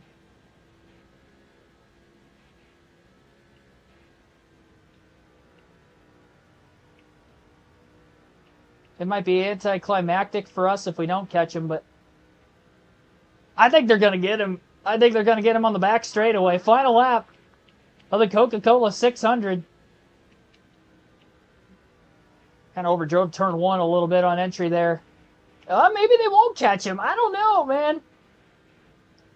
We're going to enter turn 3, and we might have what we just had. Oh my gosh, they're going to all catch J.J. Yaley off of turn 4. They're stacking up, coming to the line. And, oh my gosh, we got up to 5th. I think Truex held on to win it. He just parked it behind him, and that was the right strategy. Martin Truex Jr. wins the Coca-Cola 600. His first career NASCAR Nextel Cup Series win. What a wild one here tonight. I'll take a top 5, man. I know we could have won if I didn't spin with 24 to go. It was not certain, but it would have been way more possible. Obviously, once I spun, I kind of knew I wasn't going to drive all the way back up there. We got to 5th, though. The restart I had before that was better, but my tires were fresher at that time, too. So Jimmy Johnson rallied to get a top 10. Michael Waltrip in 9th. Shout out to Martin Truex Jr. Led 18 laps, won the race. I think it was the final 18, really. Took the lead from Harvick on the restart with 19 to go. So, yeah, he led those final 18. Great job. Greg Biffle started on the pole. He led for 51 laps. I thought Dale Jr. was on the pole earlier. He must have started 2nd then. Led to the line. He beat the leader of the line. You can't do that. Kevin Harvick, 28 laps led, finished 3rd. Tony Stewart led 2. 2nd. Apparently I led 7 laps.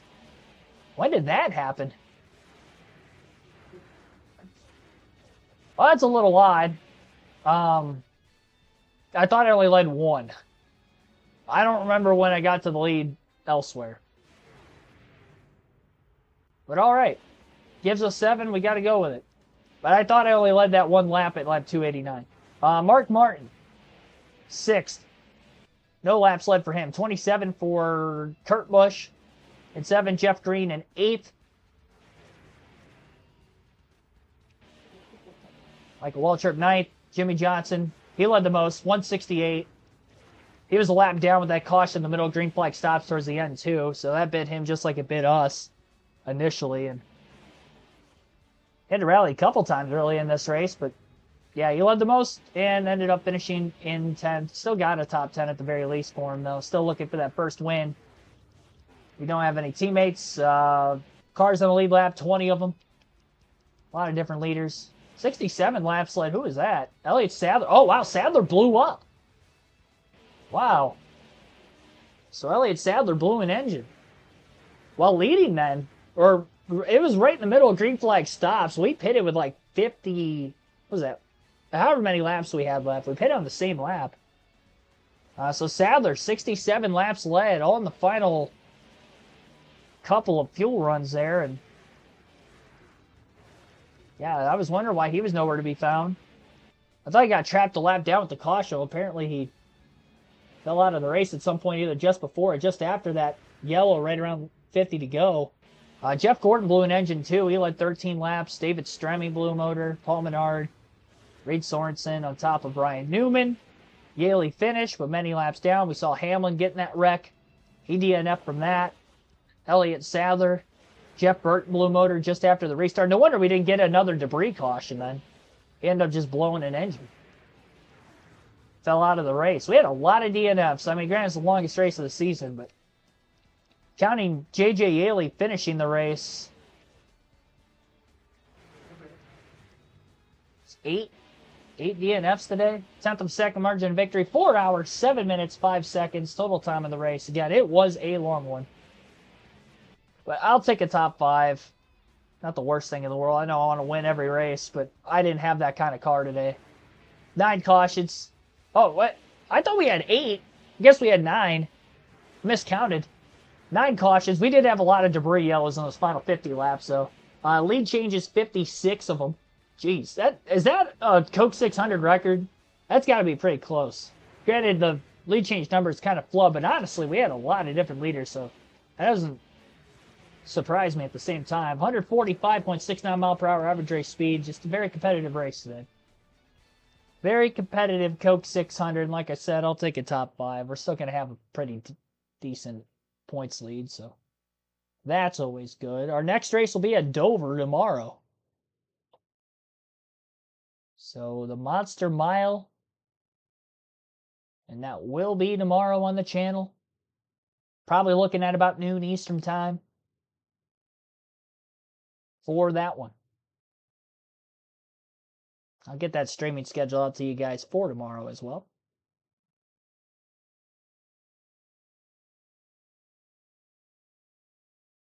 $260. Yep, just trying to control it, get the good finishes, best finishes we can. A lot of intermediate tracks to come. Again, kind of like tonight, didn't have that kind of speed. I'll take a top 5 in the 600. That was maybe about as fast of a car as I had, and that might even be stretching it a little bit. I mean, you look back, Texas, we finished 11th. Fuel mileage, the only reason we didn't finish outside the top 20 at California, so it's kind of interesting how Michigan's going to go on a similar track to that. Yeah, we only led 4 laps in that one. Only led 2 at Atlanta. Won the race there barely. So, a race like tonight, probably should have only led 1, but credited us with 7, so we'll take 7. Just for the season statistics side of things, try to keep that accurate. Gives us 19 laps led on the season. Our average finish will drop a little bit. It was a 4.0. But, yeah.